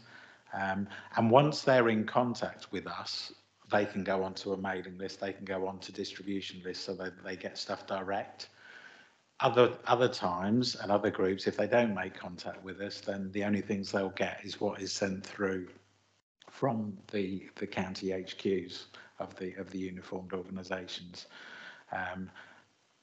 In some ways, I'm worried about saying this because if every Scout unit and every Guide unit came to us tomorrow, then I would be needing a resuscitation kit for Jane and her colleagues, because obviously Guides and Scouts is a significant proportion of the youth provision that happens in this county. But in an ideal world, I'm sure we would all say that actually if those groups need support and they're not getting it, then we would rather they had it than they didn't have it. They are in the position where they can, and you know, the Scouts and the Guides have got great support networks, not locally, nationally, regionally, etc. So there is lots of stuff that they can tap into that is much more bespoke and much more applicable to them. But I do think that there are some things where we can enhance that offer to local unit leaders, particularly if they've got specific projects in mind or specific funding needs or specific development needs.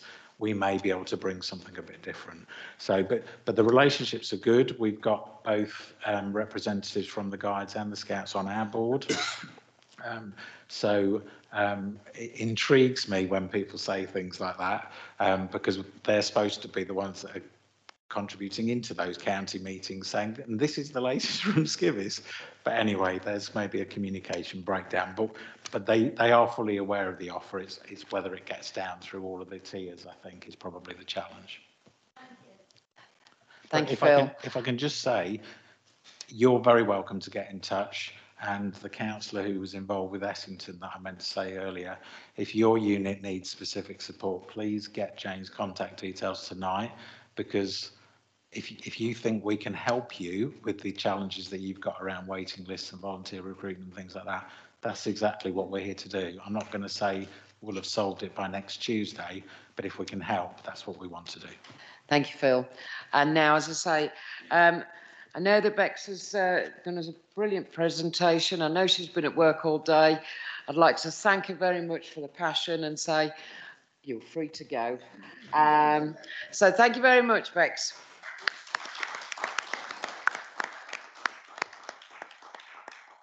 It's a long session, this. It's an interesting session. I know that everybody's been engaged, but like yourselves, I'm probably going to need a 5-minute leg stretch.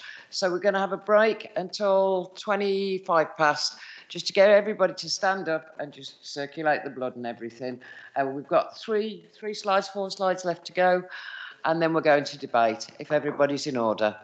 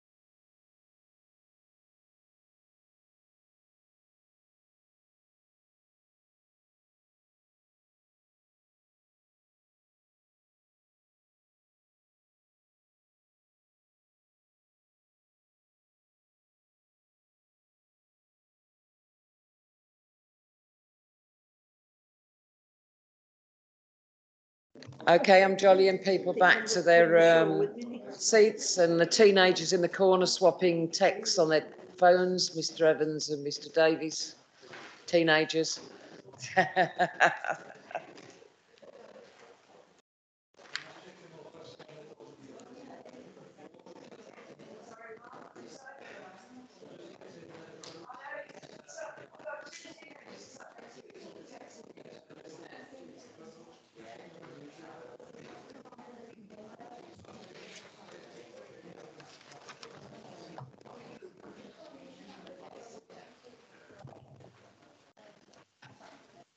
Okay. Okay, folks. Now we've got 3 or 4 slides left to go, and these are more information sessions than actual question askings, if you like. So we're going to go through the 4 slides without asking questions, but make a note of any of the 4 slides that you want to refer to in your question section, if that's all right. So we'll go on. I think this is this Phil or Jane? Phil.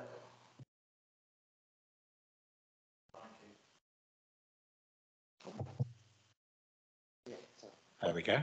Cool. I'll try and keep this as brief as possible. As well as the case study with Beck coming to talk to you about breathing spaces, we thought it was also worth just talking a bit about a young person. Natasha mentioned at the beginning the statutory responsibility for Youth Voice. And what that means for us is that part of what the Council commissions us to deliver is the UK Youth Parliament programme in Staffordshire. The reason we put the money into that was because that's what young people said they wanted. So we reinstigated that in 2019, and a young lady called Millie was one of our first MYPs for Staffordshire, and she's locally based in South Staffordshire. Well, she was. She had quite an amazing journey with us. She co-founded our Staffordshire-wide youth forum called Staffordshire Youth Union as well, and was the initial chair of that. Then she was UKYP member. She spoke at the House of Commons event that the UK Youth Parliament hold annually, and she spoke about the anniversary of Votes for Women. So that was an amazing experience for her. She's been to number 10. She's visited the European Parliament. She's been involved in a lot of campaigning around different subjects, but particularly mental health and loneliness and climate change, which are her big 3 passions. And she's ended up winning a couple of awards as well. So the South Staffs Young Volunteer Award, but then also the British Citizen Youth Award last year. And she puts down her time with Skivvies as being largely instrumental in directing her into studying politics at university. She felt it's really developed her confidence, her public speaking, but also a roundedness in being able to listen to other people's opinions and appreciate other perspectives, which maybe in her activism, she didn't always have that rounded view. So we were really delighted to have her on board. And she was a great advocate for us. And as I say, that's part of the youth voice work that we do, which helps the council to evidence their statutory duty around that. And then I just thought it was worth reminding us that as we talk about youth services, it's always worth reminding us of what young people say they want. The 3 bullet points on the left are something that I've grown up with. So throughout my youth work career, which is now 36 years, these 3 things have, in a sense, you can distill what young people want down to these 3 things. Somewhere local, accessible and inclusive to go, something positive and enjoyable to do, and someone trustworthy to talk to if needed. And then from the DCMS Youth Review that again Natasha highlighted earlier in the evening, these were the top 5 things that the DCMS heard from young people, that they want regular clubs and activities, they want adventures away from home, they want the opportunity to volunteer, they want support around mental health, physical well-being and skills development to help them with their futures, and they want to be part of decision making. And for me, I think that's a they really echo with me in terms of when I talk to young people what I feel they want. They want to contribute, they want to feel as if they belong, they want to have a voice, and they just want to have fun and enjoyment outside of school. So, and I think I'm handing back over to you now. Thanks. Okay, so last part of the slides is around holiday activities and food, and we touched on that earlier in terms of the presentation that was provided by BIC. So holiday activities and food is a new programme that's been developed by the government, Department for Education are funding, Staffordshire County Council, quite a significant amount of funding in terms of making sure that we provide holiday activities and food, and this is largely directed at children who are eligible for free school meals. Although the programme does extend itself to other children that can pay to access some of those activities too. So this is a programme that we've been delivering for the last 12 months. We've included some information on it in the packs. We thought it was useful. It's available for children aged 5 to 18, up to 25 with a disability. And it's available throughout the summer holidays and some of the Easter and Christmas holidays too. This is one of the programmes of activities that we're quite proud of in Staffordshire, having delivered it for the last 12 months. And it's something that we've got funding to continue to deliver for the next 3 years. So it's something that we hope to grow and see develop further. And we're really pleased that organisations like Breathing Space are involved in it.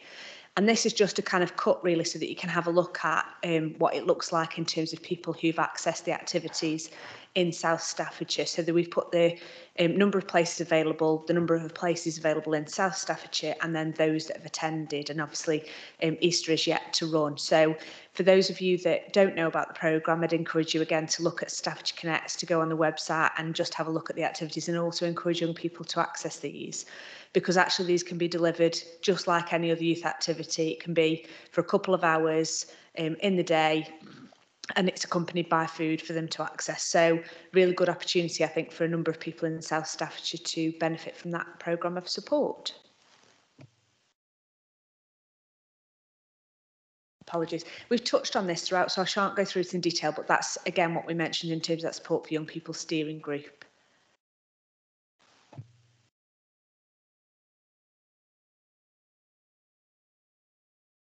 County Councillor Sutton. Just wanted to add just a little bit about the previous slide, and that's a holiday activities and food programme. And three of the providers in South Staffordshire, as you can see there, South Staffordshire leisure centres. Three of the leisure centres in South Staffs have been doing this, and those are activities not just accessible, as Natasha said, children in receipt of free school meals, but they were existing provision that was there for parents to pay for, and they have extended those. So in those, I'm pretty certain in all those examples, just the minimum time per day that the provision is for 4 hours. But actually, in those provisions, the provider, at their own expense, extended that and have allowed the children entitled to free school meals to come for the whole day, even though they've only had funding for those 4 hours. So that, that's very good for those. That's good of those providers in those facilities. And anybody that is sad enough to follow me on Twitter or Facebook or whatever, we've seen that I've taken the opportunity to make sure last summer and at Christmas that I've visited some of those sites to see the good work that's gone on there. So I would ask all members perhaps to, when they're talking to members of the public, their residents, is to point them in this direction going forward, because we've got the funding for three years. What we've done so far is good, but we hope to get it better, and the providers will get better at doing what they need to do. And the take-up in the whole of Staffordshire compared to other parts of the country, I think we're up there in ensuring that that provision is available to as many children who are entitled to free school meals as is possible. Thank you. I say it's a quick whistle-stop tour of the last 4 slides of the PowerPoint presentation. Are there any questions for our panel? Councillor Fisher. Thank you, Richard. The question I want to ask on this one is in relation to the attendance figures. So obviously in summer 2021, attendance was 50% of the places, and obviously less, 180 less, 40% in the winter. Why do you think that attendance rate is so low? Is it the cost of parents? Is it transport? Is it, what's been on offer, hasn't been received quite as well? So just expand. Has any analysis been done on those attendance figures and how we can improve them? I'll let Natasha answer any specifics that I don't cover. Last summer was the first time we've done this in Staffordshire, so there'll always be some learning. We didn't have any dedicated staff to be able to do it. Natasha and her team took this on as additional.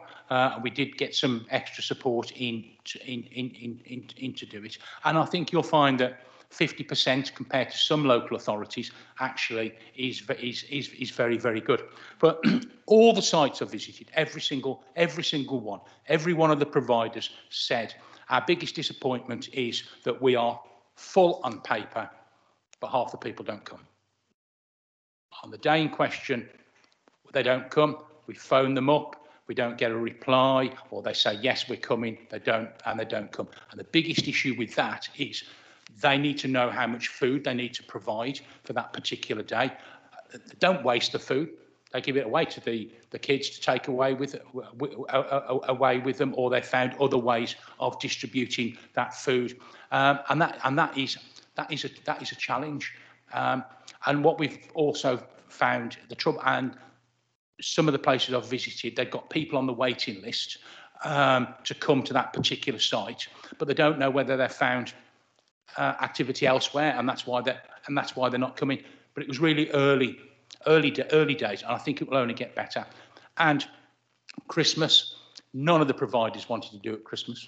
We would have preferred not to do it at Christmas because the take-up of youth stuff and provision at Christmas is not particularly good. We would have much preferred, but we need to follow the government guidelines. We would have much preferred to do a half term, February half term, October half term, and we would have liked that flexibility to be able to do that, and we will keep pushing to try, because we think take up then would be much better. At Christmas, it was a couple of days before Christmas, a couple of days afterwards, whereas in the summer holidays, four solid weeks. And on that list, there's Weston Park. Myself and Natasha visited Weston Park, where there was a forest school going on, which was actually really innovative, really different. And a lot of the young people that were going there had never done anything like that. And I went to a similar one, visited a similar one, not in South Staffs, but on Cannock Chase, that was along the same lines. So there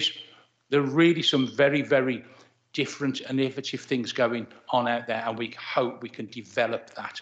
But well, to answer your question, although 50 and 40 don't look good on paper, I accept that. I think actually, for the first times we've delivered them, and the restrictions with COVID and things like that, I think they're quite good actually. And if members are interested, and anybody wants to accompany me to one at some time, particularly over the summer, because it's easier to do, happily get in touch with me, and I happily go and take perhaps one member at a time to any ones I go and visit, and that offer's open to anybody in the chamber. Thank you, County Councillor Sutton. Is there any other questions? Isabel. Thank you, Madam Chairman.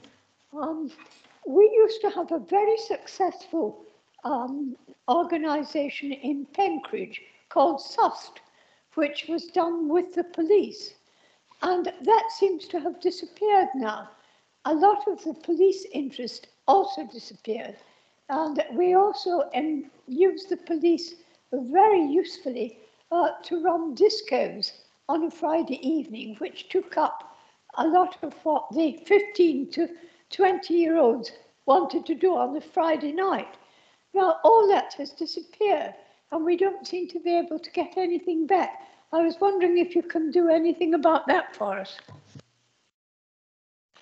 I shan't be organising discos myself on a Friday night. I can assure that. But my dancing days are long gone. Or some people on the table probably say they were never there, and I'd probably go with that. I think Councillor Ford, you're probably referring to the space system, the space programme. Nothing to do with going up into space, but Staffordshire Police, something activities that were run. And what critics of that would say is that yes, it was very nice, and all the spaces were originally always taken up by police officers and their well, not police officers, by their children. But I think I'm right in saying that the Police and Crime Commissioner has started to do a little bit along that. And briefly, I think Natasha might be able to answer that. Yeah, again, they're one of the partners that are part of the supporting young people steering group. So they do still deliver a space programme, albeit maybe not a disco in the price that you mentioned, but we could get details of that and send it to you if that would help. Thank you, Natasha. Well, I think we'll get that sent out with the email that we're sending out. I'm looking around the room. I can't see any other hands up.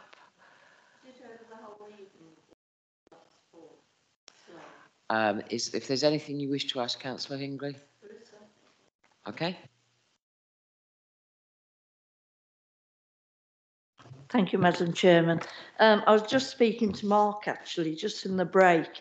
He put everything into a nutshell about the youth work. It was youth work, and I've always put disabled children and children with problems under social services. That's how it used to be, but I'm not sure. But I'd like to ask Jane, I think it's your question. There was a part on a slide for Kimber and Womben, and it said 27 additional activities, and then it named all the activities. But where's the youth club in this? Because I don't think we've got one. I don't know if Womben's got one. We had fantastic youth clubs, didn't we? And they've just gone. Okay, thank you. Right, okay. In Kimber, we've got the Kimber Youth Cafe, which is now open. They closed over COVID, but I've been talking to them, so that's going ahead. We've got the Kimber Sports and Community Association that run a variety of activities.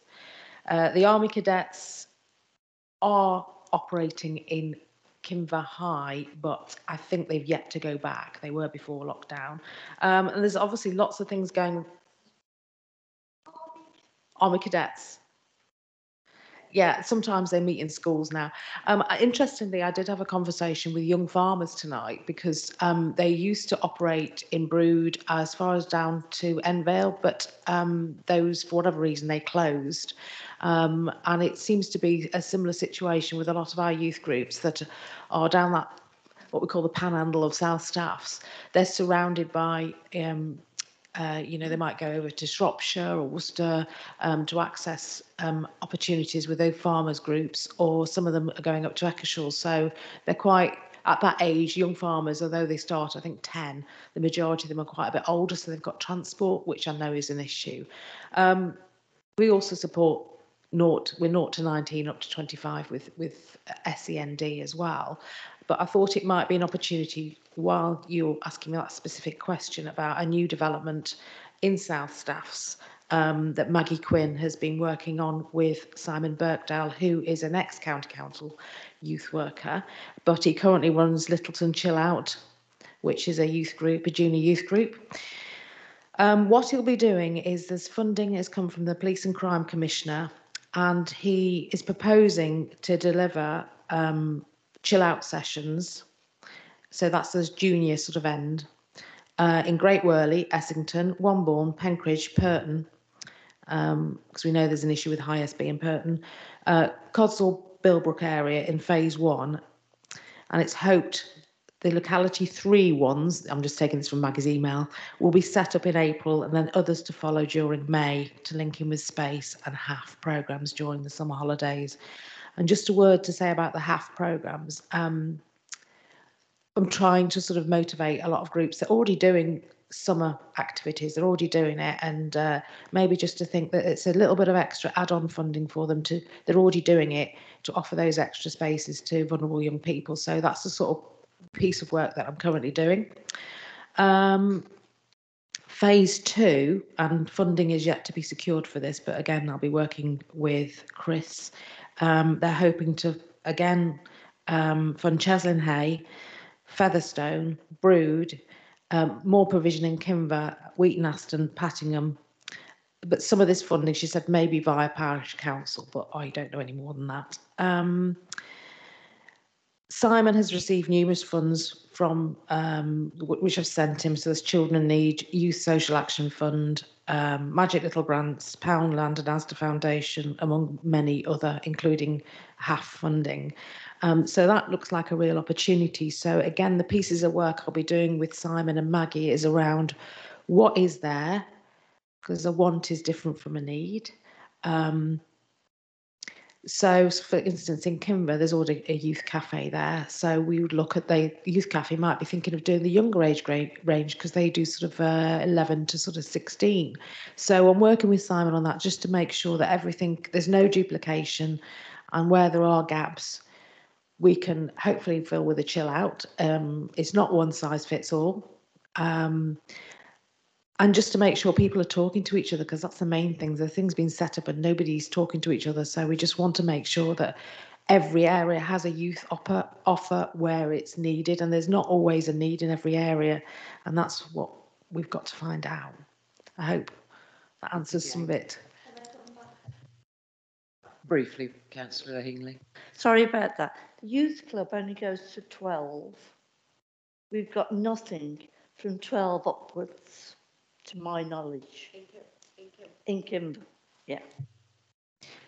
The youth cafe is 11 plus. It's more of a drop in, yeah, it's more of a drop in than a your traditional youth group. So if they've got any issues, please come and talk to me or email me and we'll have a chat. Councillor Fisher, the last question in the questioning phase of tonight's meeting. Thank you, Madam Chair. And it'll be a quick one, really just for Natasha. And apologies if you've said this already and I might have missed it. With the HAF that's been mentioned, that's Department of Education Holiday Activities Food. So is that all funded from the government and not funded at all by the county council? So an allocation comes from central government to the county council. We get a sum of money that we get to spend across the county and we devolve that to each of the districts, yeah. But all of the budget that we get for the council generally comes from central government. There's very little of that would come from business rates or other income that we generate. Thank you, Natasha. Has that answered your question, Councillor Fisher? Yes, thank you, Madam Chair. Okay, in that case, I'm closing the session, the questioning session and presentation session, and I apologise for the length of it, but it's been a very interesting session. And I'm now opening the debate session. So if I could have some indications. Speakers, Councillor Cope, Councillor Allen, Councillor Fisher. Okay, we'll start off the debate with Councillor Cope. Madam Chairman, I'm going to keep this short and sweet. You're quite right, it's been a very interesting evening. Lady over there just mentioned that she's still looking for funding to be secured in what she's just said. Lynn English saying there's a lack of youth clubs that we used to know. So for me, we need to increase the availability of funding. I agree with what Mark Sutton said as well. This session was originally called to deal with youth services, although I realise it has to encompass the other things we've discussed. So really, mine's a straightforward plea to the other members, a resolution from this district council to ask the county council to increase its budgeting for youth services. It's a straightforward question. If you don't ask, you don't get. And it's then up to the county to decide that. But if we don't ask as the individual district councils, these budgets are never going to be increased. I know there's going to be pressure at the county because everything's being squeezed, isn't it, with inflation. But if you don't ask, you don't get. So I'm asking, will you support a resolution to ask the county council to increase its budget contribution to youth services? Thank you. Thank you, Councillor Cope. I'm going to, if with your permission, Councillor Cope, put that resolution to one side. We've got two other members who've asked to speak in the debate, but then we will come back to your resolution at the end of their debates or their discussions. Is that in order? In case then, Councillor Allen. Thank you, Madam Chairman. I just thought I'd give a very brief resume of how we managed to set up a youth club, because that's part of the reason we're here. The pavilion was a neglected building. It required decorating. It had no furniture. It had no one looking after it, basically. We decided it was a usable space, but we put 6 people around a table, having put a post on social media, and we got 2 teachers, a nurse, a safeguarding officer from those people. Myself representing the parish council and a volunteer youth leader. We then set about looking at all the policies. I'm immensely grateful to Skivvies, who provided model policies. We were able to adapt those for our own use. We were able to designate people for training. Skivvies run training courses. And we set about the task of sorting out the building. Took us 6 months really to sort the building. We painted the walls, we scrubbed the toilets, I hired a professional scrubbing machine which actually charged around the floor faster than I could. We had no furniture. I bought 30 chairs with my first district council allowance. We had no equipment. We put post on social media, has anyone got board games? 20 board games in various states arrived. We had no billiard table. We bought one for £15 from someone. We had no table tennis table. The church said, would you like ours? It's cluttering up our cupboard. And we set about fundraising. We went to local events, we ran stalls, we fundraised, we applied for grants. Thank you, Jane, for your assistance with that, because she regularly sends these bulletins around saying this fund has just opened, get in quickly, you know, and you can have £1,000 if you try hard. We also decided, because we're concerned about the safeguarding, that we couldn't do it ourselves, so we employed someone from base 25. And they were the safeguarding officer for our particular youth club. We had 30 children. We had the playing fields to actually run games on. We bought sports equipment. And we did some cooking with them because somebody gave us a stove. So we tried quite a lot of different types of activities. I just thought members would like to know that with hard work and effort and finding the right team, and we did all of that basically on social media. And it wasn't parents who came, it was others in the community with some time. Thank you for sharing that experience. That's fantastic, and it just shows the positive effect of volunteers and pulling together, and social media, how beneficial it can be at times. Councillor Fisher. Thank you, Chairman. Basically, just want to add to the debate. What I've heard tonight, and I get the feeling that the expectation is almost that volunteers will solve the problem. And while I agree that totally they are very much part of the solution, I feel the county need to do more. I've heard reference quite a few times tonight about youth provision of the past. And that concerns me because we're all here to talk about the provision of the future. And it's a totally different environment now for young people than it was 10 years ago. Being forever connected with social media, as you said, is great, has its benefits. But for some teens, social media can be hostile, addictive and unescapable. Add in bereaved families following COVID, the isolation, the missed schooling and socialisation, not being able to play out till the streetlights come on, as I did. Youth of today really have to struggle with so much more pressure than kids that I feel 10 years ago. And I feel that needs to be recognised going forward and looking at what approaches that are taken. I mean, in the presentation tonight, all members heard that even in the most challenging situations that some children need, the way out of that is through activities. Now, if we're providing activities for generally to children before they get to that point, then maybe, you know, some, hopefully, wouldn't be going down that route. So, Chair, I'd just like to finish with a statistic of my own, if I can, and it's taken from the charity Young Minds. Suicide was the leading cause of death for males and females aged between 5 to 34 in 2019.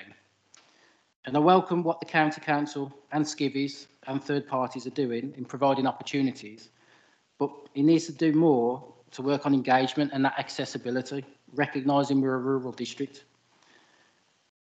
Not only does that improve the opportunities to the younger generation, but actually it can save lives. You know, so youth provision is a serious thing in today's generation, and I would like to support, obviously, Councillor Coakley's proposal, and that the County Council could do more. I don't think we could ever do enough, but from what I've heard tonight, I think we could do more, and I think I hope Council will ask. Thank you, Councillor Fisher.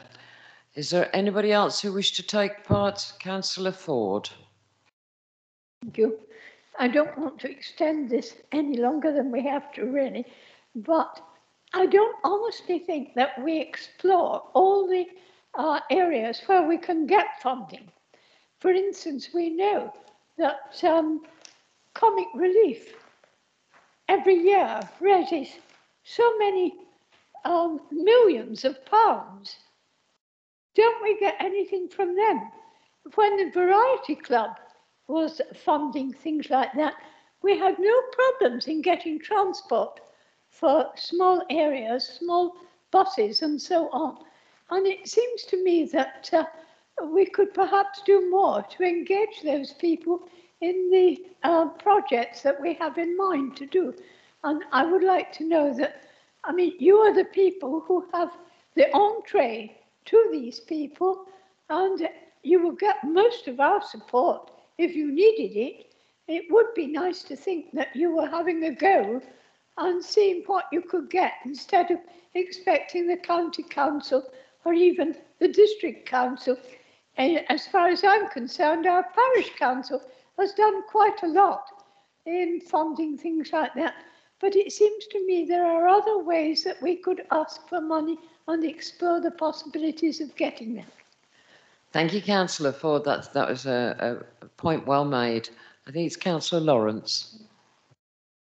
Thank you, Madam Chairman. I'm going to talk about the past for about 30 seconds because it wasn't perfect in the past, youth services, children's services. It was far from it. And I can speak with experience because back in 2010, I had the responsibility for youth services across the whole of Staffordshire. And believe me, there were some pockets of excellence with youth services throughout Staffordshire, but it wasn't everywhere. And we were spending lots of money in very small areas of Staffordshire, and the rest of the youth of Staffordshire weren't getting any service whatsoever. It needed to change. Now, change came about because of austerity measures. I'm not going to go over that, but millions and millions of pounds was taken out of the county council budget, and it's not yet been replaced. We devised, with the assistance of skivvies, we devised a way of delivering services that was different from the traditional way of youth clubs, etc. And I'm very pleased to say, and it's nothing to do with me because I've been there for a long time, but skivvies has proved itself to be still very relevant and resilient, and it's grown and helped develop provision across the whole of Staffordshire, which we couldn't afford then, and we still can't afford today. Back in about 2019, I was thinking, money's going to start coming back into local government now. And with some of that money coming back into local government, we can put it where we want to put it. Children's services, youth services, and that sort of thing. And then what happened? COVID came along, bang. And then other issues that, international issues that have come to the forefront now. So I can't support Councillor Coates' proposal tonight because I'm not going to put pressure on the County Council to put more money into the service, because I know the County Council, if they'd got that money, they would do so. There are lots of very passionate people involved in youth services at the County Council. They don't do it because it's a job, they do it because they love doing it, they love helping young people. I worked with them for a number of years, and so I did admire the work they did. If it's your priority, support Councillor Cope, but ask yourself a question. If we're going to ask people to put more money into that service, what are we going to take? What service is going to lose that money? Because there's only so much money we can spend. Thank you, Madam Chairman. Thank you, Councillor Lawrence. I think I'll go back to Councillor Cope to put forward his resolution from this meeting. I accept everything that Mike Lawrence has said earlier, but I still think there's a reason to be increasing the budget because of inflation. Inflation is going to get greater, and therefore... Would we put forward the resolution, please, Councillor? No, because I want to respond to what he's just made a plea. I'm making a plea about my resolution. And I just feel there should be a gradual increase in that budget. I'll leave it at that, Madam Chairman. It's up to members to make their mind up. Thank you. My resolution is to ask the County Council to increase its budget contribution for youth services. Thank you, Madam Chairman. And do I have a seconder for that? Councillor Fisher. Yeah, I'd like to second that motion, please, Madam Chairman. All those in favour of the resolution, please show.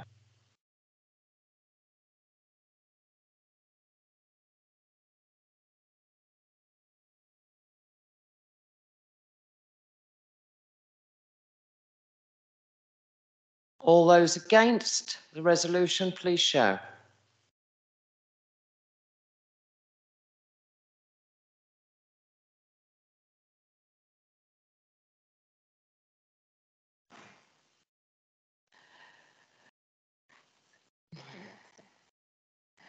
Is there any abstentions?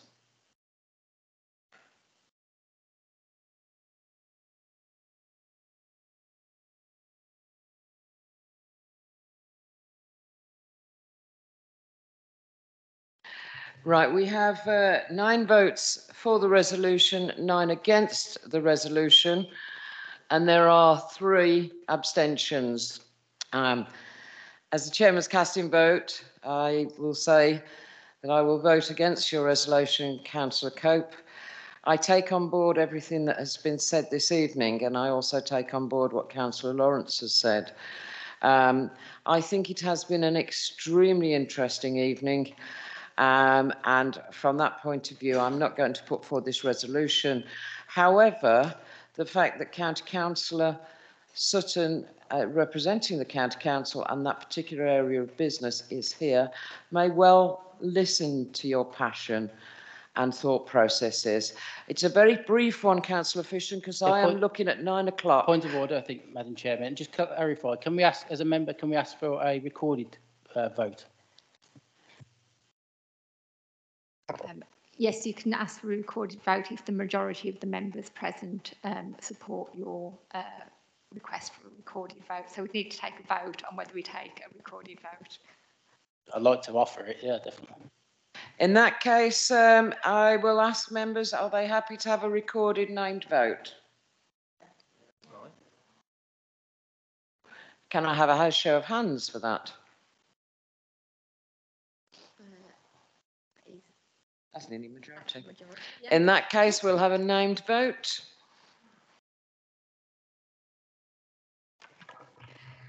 So, Councillor Barrow?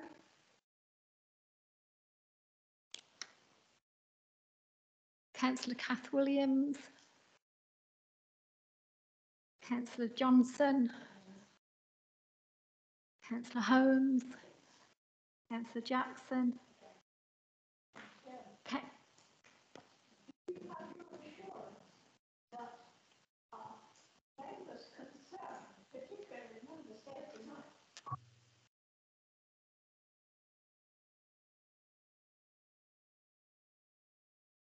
Councillor Ford, I think that's been discussed and debated, and I agree with you. It is an important thing, but that's not the matter of this discussion. Thank you, Madam Chairman. Councillor Merrick? Councillor Steele? Councillor Fisher? Councillor Sadler? Councillor Burnett? Councillor Hingley? Councillor Allen? Councillor Cope? Councillor Cox? Councillor Lawrence? Councillor Chapman? Councillor Ford? Councillor Evans. Councillor Tunley. Okay. Councillor Evans? Councillor Davis? Councillor Kinsey? And Councillor Sutton. I'll count.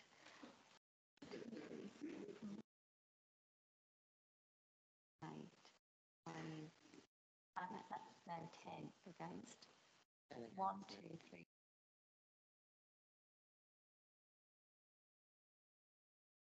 10. 1, 2.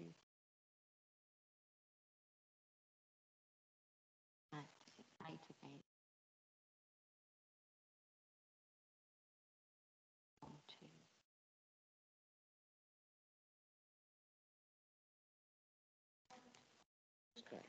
So if I could just confirm, that was 10 votes against the motion, 8 for the motion, 3 abstentions, and that totals 21 members present this evening.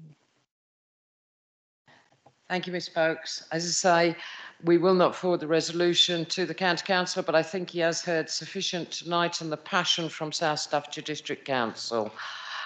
So I will move on to very quickly to agenda item number 5, which I'm going to say is a matter of report. Is everybody in agreement with that?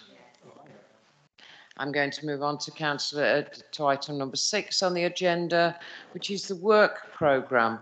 Again, I'm going to say that's a matter of report. Is everybody in agreement? No, Councillor Fisher?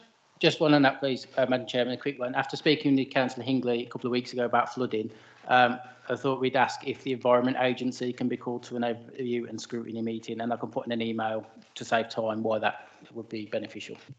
I think, Councillor Fisher, you need to be supported by another member, and that has to be via written documentation to Mrs Folkes. In that case, ladies and gentlemen, I appreciate it's been a long night. Thank you so much for your time. It's been an extremely interesting night. Have a safe journey home. Take care. I close the meeting.